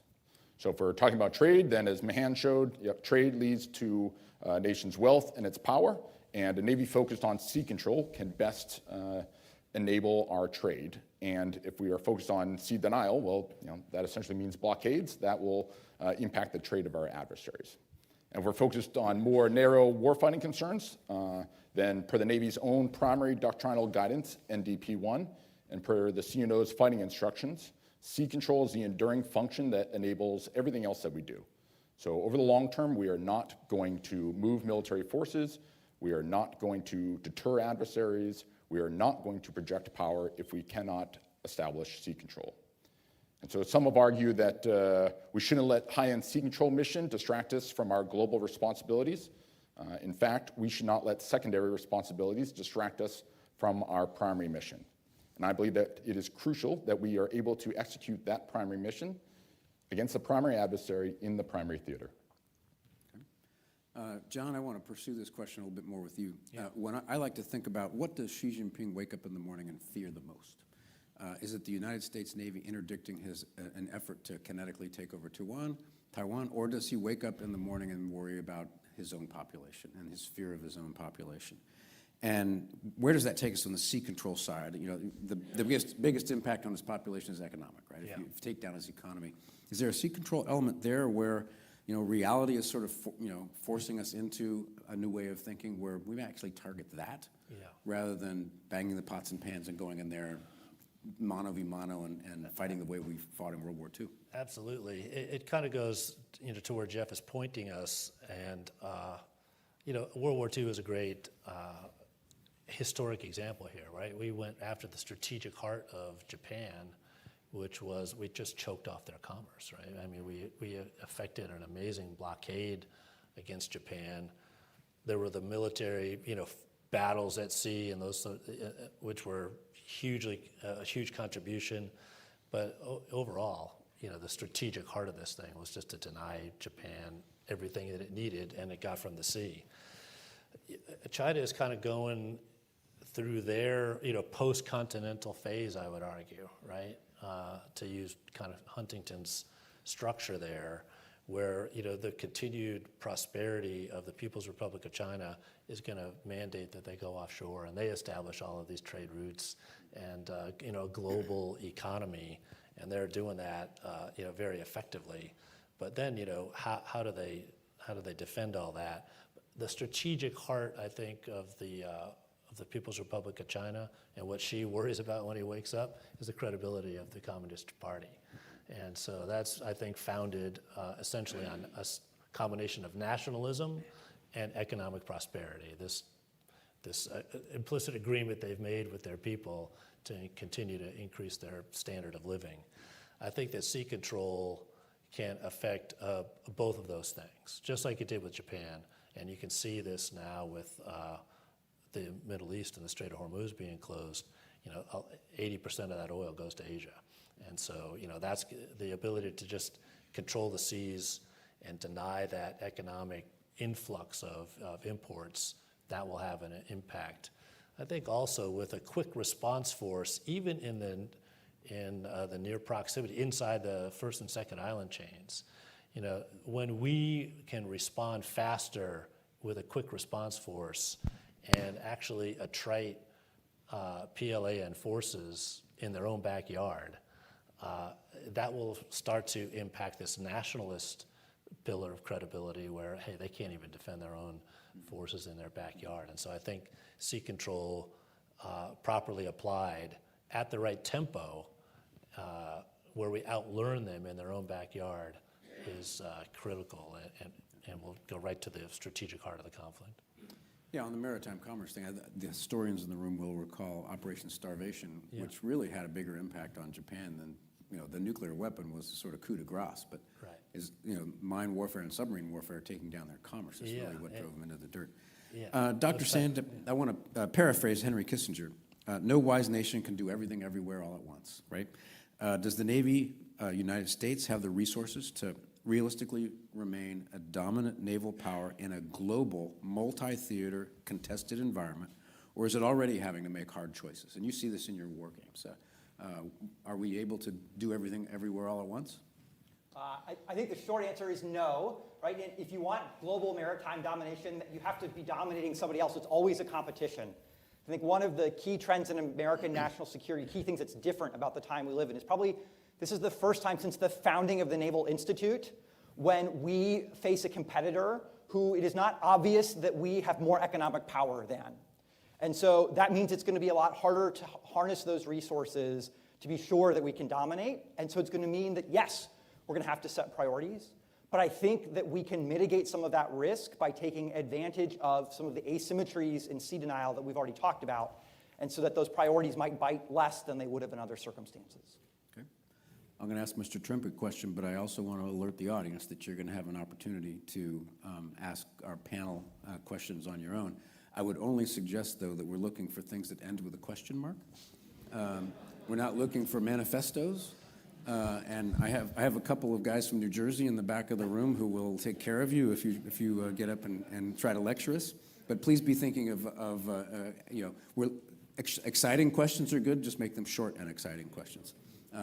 Mr. Trimp, from your very important vantage point, if we're to move more towards a sea control force, what, if anything, should change in how the Navy's built, trained, armed, deployed, and employed? Can you do the same thing with a different thing with the same force we have now? Or how are you thinking about this in the department and shaping the force? Because you're, as John pointed out, you're making decisions that are going to affect us for decades. Yeah, I mean, one of the key components of our force design work is we want to look out into the future and sort of articulate that environment and then project backwards in time. And we like to say, very similarly, the decisions we make today are going to deliver capabilities in the 30s, and they're going to last for decades. That typically applies to the main battle force, the large platforms. What the CNO is putting in place now with the hedge strategy and then the enabling concepts underneath it, force design, warfighting concept, and deterrence concept, is a combination of tailored forces, which I talked about, offsets, but hedges around the world, an acknowledgement that adversaries are increasing their strengths in certain regions, and we have to counter that through some asymmetric approaches. We need to think differently about how we are developing programs and capabilities to address those threats. And so looking at modular, scalable options with containerized capabilities on unmanned systems that operate alongside the main battle force, designed for a specific function, gives future combatant commanders the options that they need. And it goes beyond just I need a carrier strike group or I need an ARG. I need to accomplish this objective. So that's the task that we're on, is we're trying to define the future. But we're also recognizing that it's going to take a culture shift. It's not just the things. And CNO is big about this. We have to look at all of the layers, the end-to-end design necessary for the future Navy. Do we have the training necessary? Do we have posture right? Do we have the people in place? Are we educating them? Are we wargaming and experimenting, developing a complete capability set so that when we deliver something to the fleet, it is a whole package and it's not on them to experiment.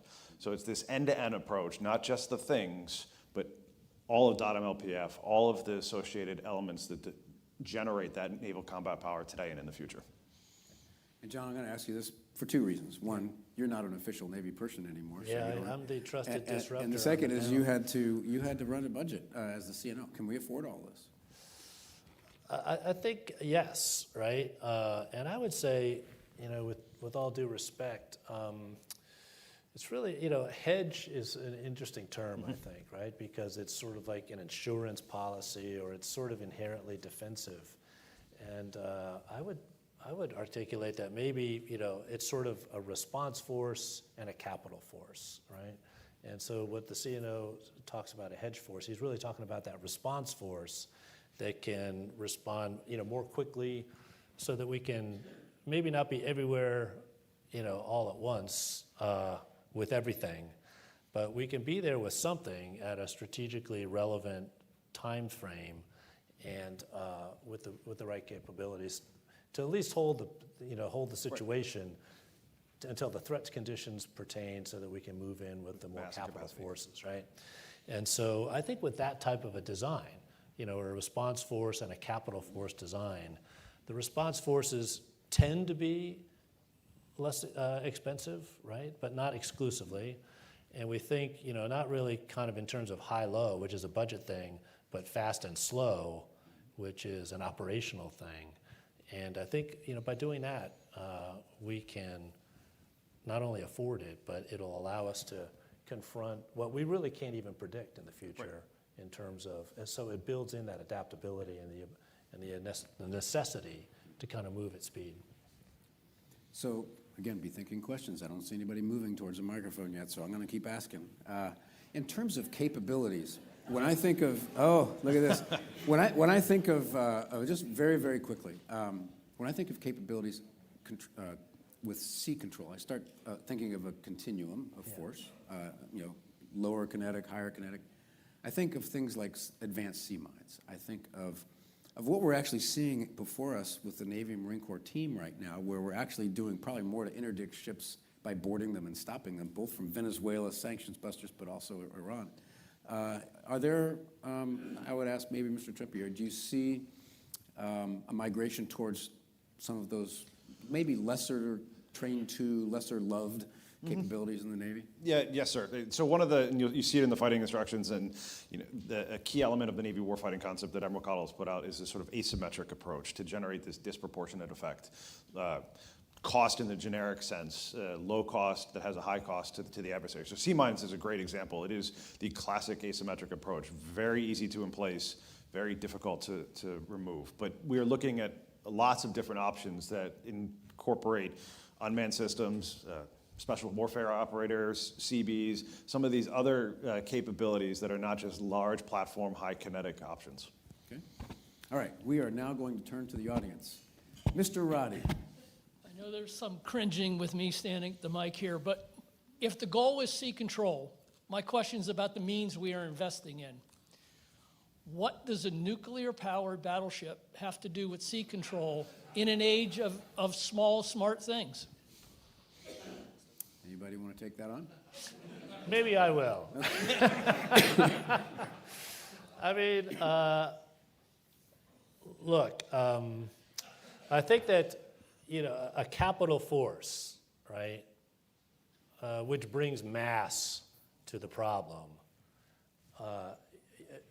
Talk to Admiral Paparo, and he will tell you that small, smart things, you can't win without them, but you can't win with only that stuff, right? And so there's going to be a role for mass in naval power. That, as I've described it, kind of our capital force. Has the threat environment changed? Absolutely. So welcome to warfare, right? The threat environment changed. What's going to be our response to that? Well, it's going to be to build a response force that can get in and set the conditions so that this more deliberate force can move in and win the day, right, in a decisive way. And so, everybody in this room will have a different opinion as to whether the nuclear-powered battleship is going to have a place in that massive force going forward. That's the program we're on right now. But we have a massive force at sea right now. There's going to be a role for those folks in the future.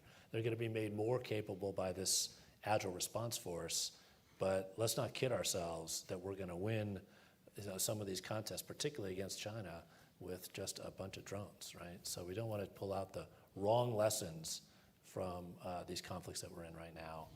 We've got to maintain some reserve for the role of a massive force at sea. Okay, we are down to our 13 minutes, so we're going to do rapid fire questions, rapid fire answers. Sir. Yes. Glad to hear that Mahan was more than just crossing the T. But the flippant response zone we can afford, we're approaching $40 trillion big bill. That bill is going to come due at some point, and we can't continue. We can just spin, spin, spin, which I heard, yes, we can afford this. At some point, we can't afford it, and I think we're closer to that point than we're ready to accept. How do we address this growing multi-trillion-dollar bill that's going to come due in light of what we need to build?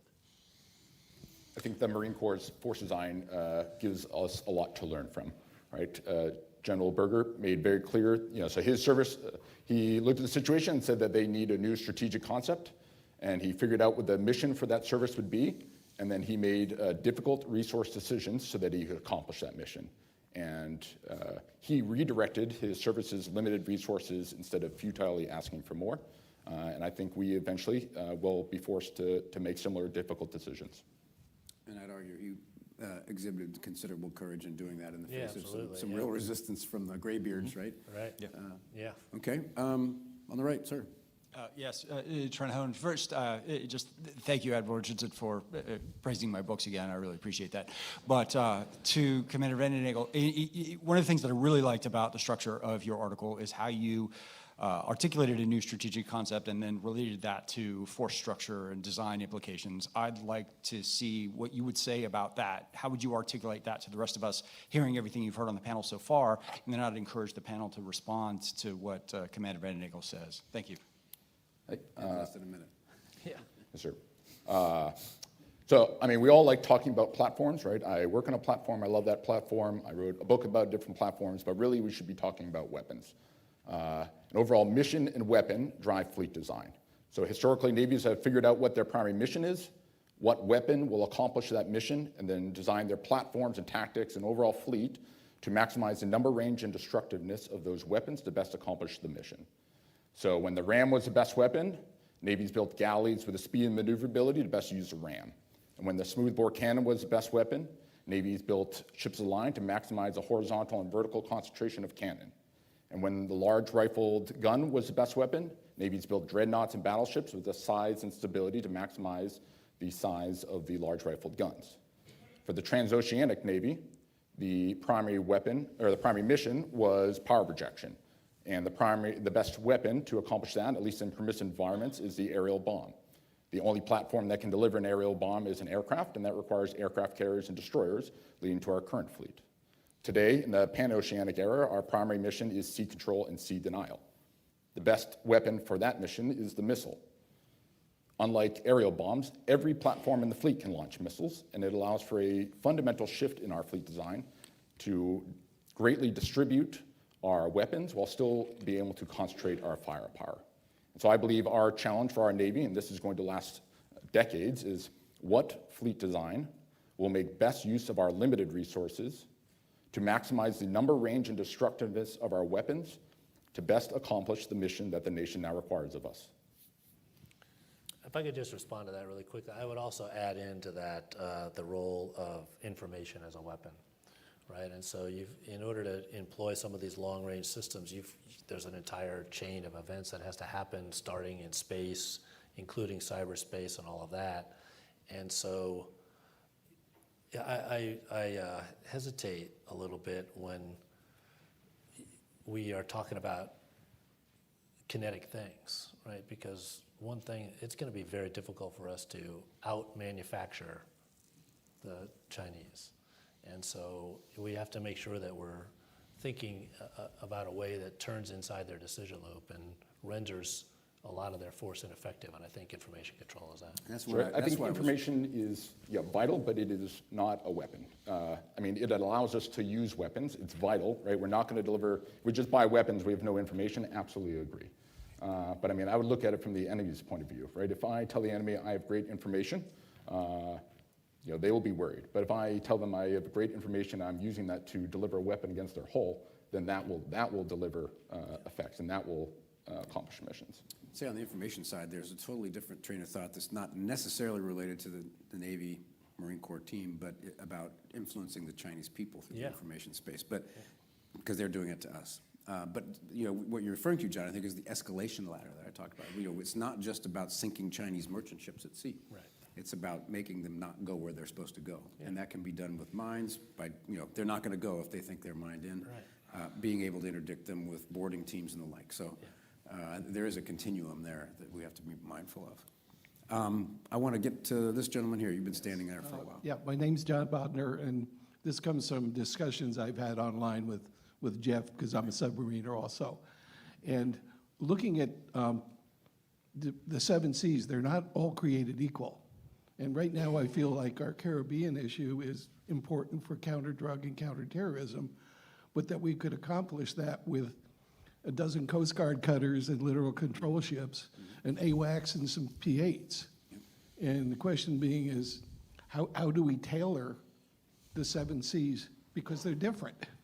Yeah, so I would say one of the things that we've talked about is, you talk the Coast Guard, and this gets to difference of opinion on hedge, but the Joint Force is a hedge for the Navy. So leveraging Coast Guard, leveraging Army units, in addition to tailoring packages. So rather than an ARG that goes down to the Caribbean, you have an LCS and an amphib and an unmanned surface vessel to accomplish a specific objective. That's the goal. We have to deliver on that promise. We have to get back to create the capabilities and the platforms, train and certify them to deploy, have a concept for that deployment. But that's the journey that we're on, so that it is geographically focused to specific adversaries in specific regions of the world. Okay. We only have a few minutes, so no more people standing up for questions. We've got enough lined up. Apologize for that, but sir, we'll do a quick question, a quick answer. Thank you. One of the premises of Huntington's article was to sell the point of the Navy so that it would be invested in by the nation. If we woke up in the morning with 24 CGN-X's, 30 or so fully capable Zimwalts, and about 40 Seawolves, I think we would have a different mindset or conversation today. Where did we fail to make that case for a fleet to have command of the seas, let alone local sea control in Westpac, and how can we learn from that to not do it again?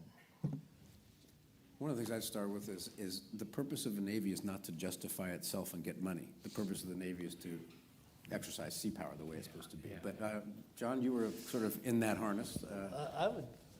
It's an interesting dynamic. I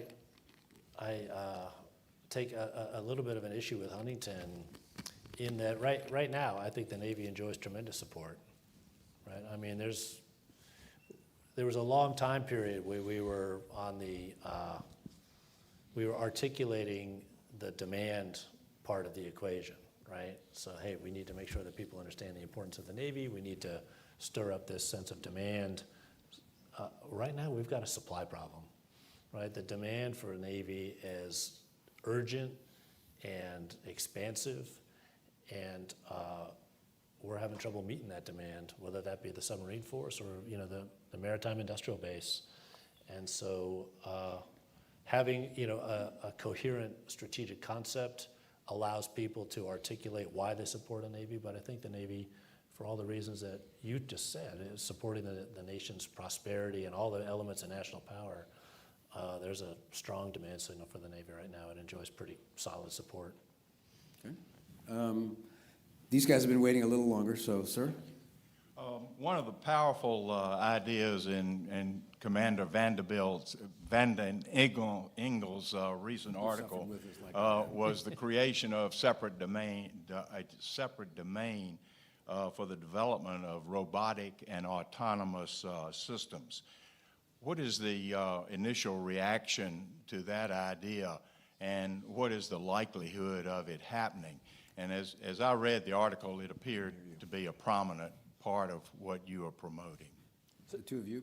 So we've recently been doing work on exactly this question up at the War College. And I think the challenge that I see is there's a tension the Navy faces in this decision, which is I think Jeff's argument is right, that for innovation in the short run and to develop a career path for officers that's going to lead them to be promotable, we need to sort of break RAS out.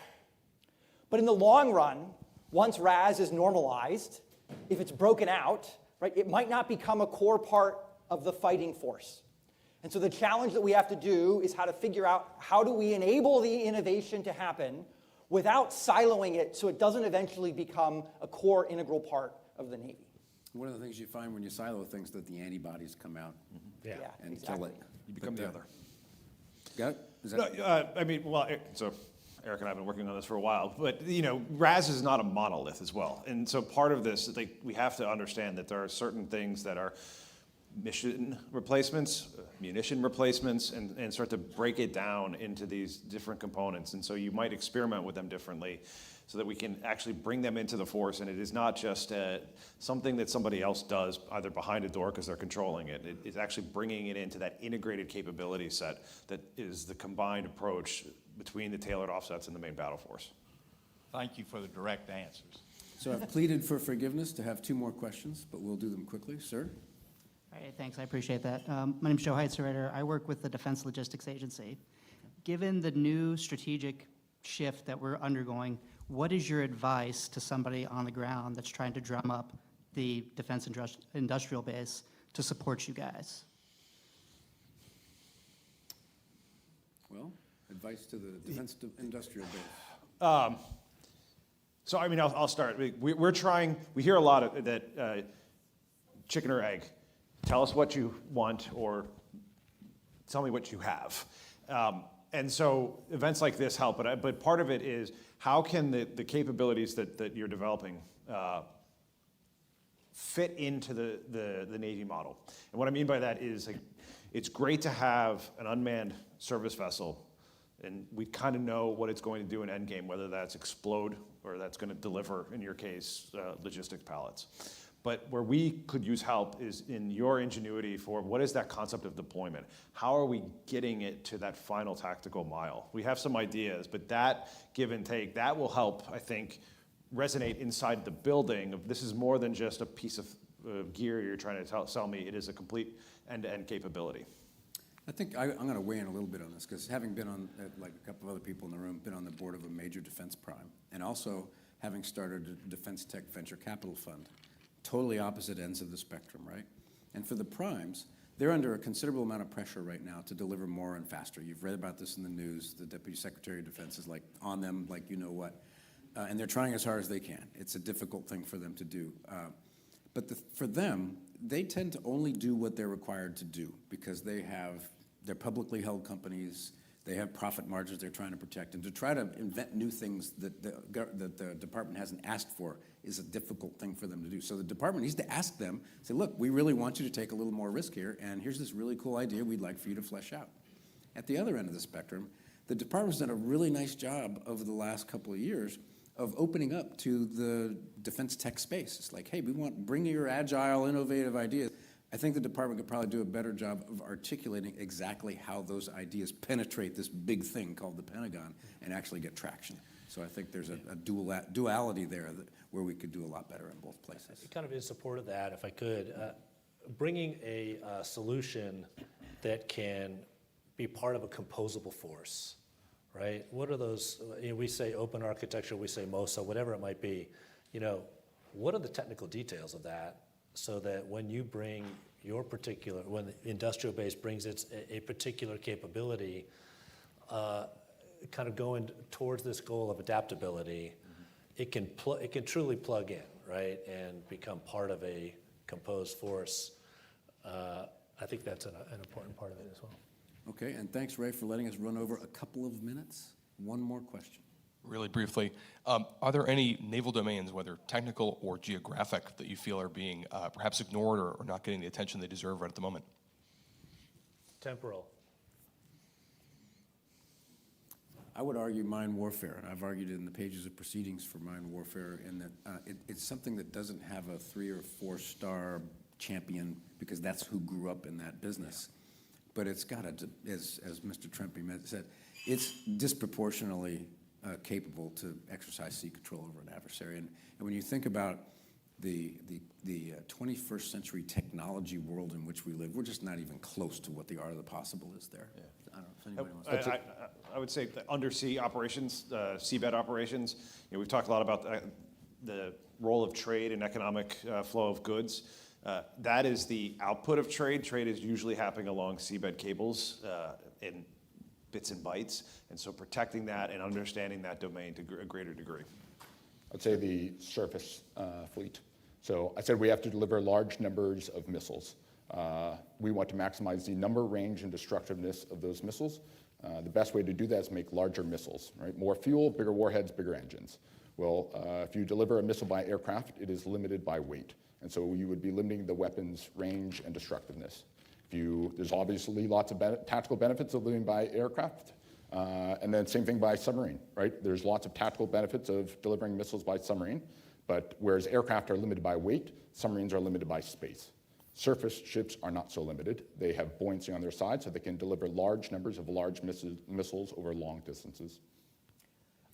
I would say the one last thing that I would add, which echoes many things that have been said, is the essence of sea control is being able to protect the flow of commerce. And I don't think we're thinking about how to actually protect commercial ships. Thank you very much. All right, so first, congratulations to Jeff for, through his thinking and writing, has made us all think. And I think it's a very positive thing. Thanks to our other panelists, and thanks to the Naval Institute for hosting this. And let's give a round of applause to our panelists.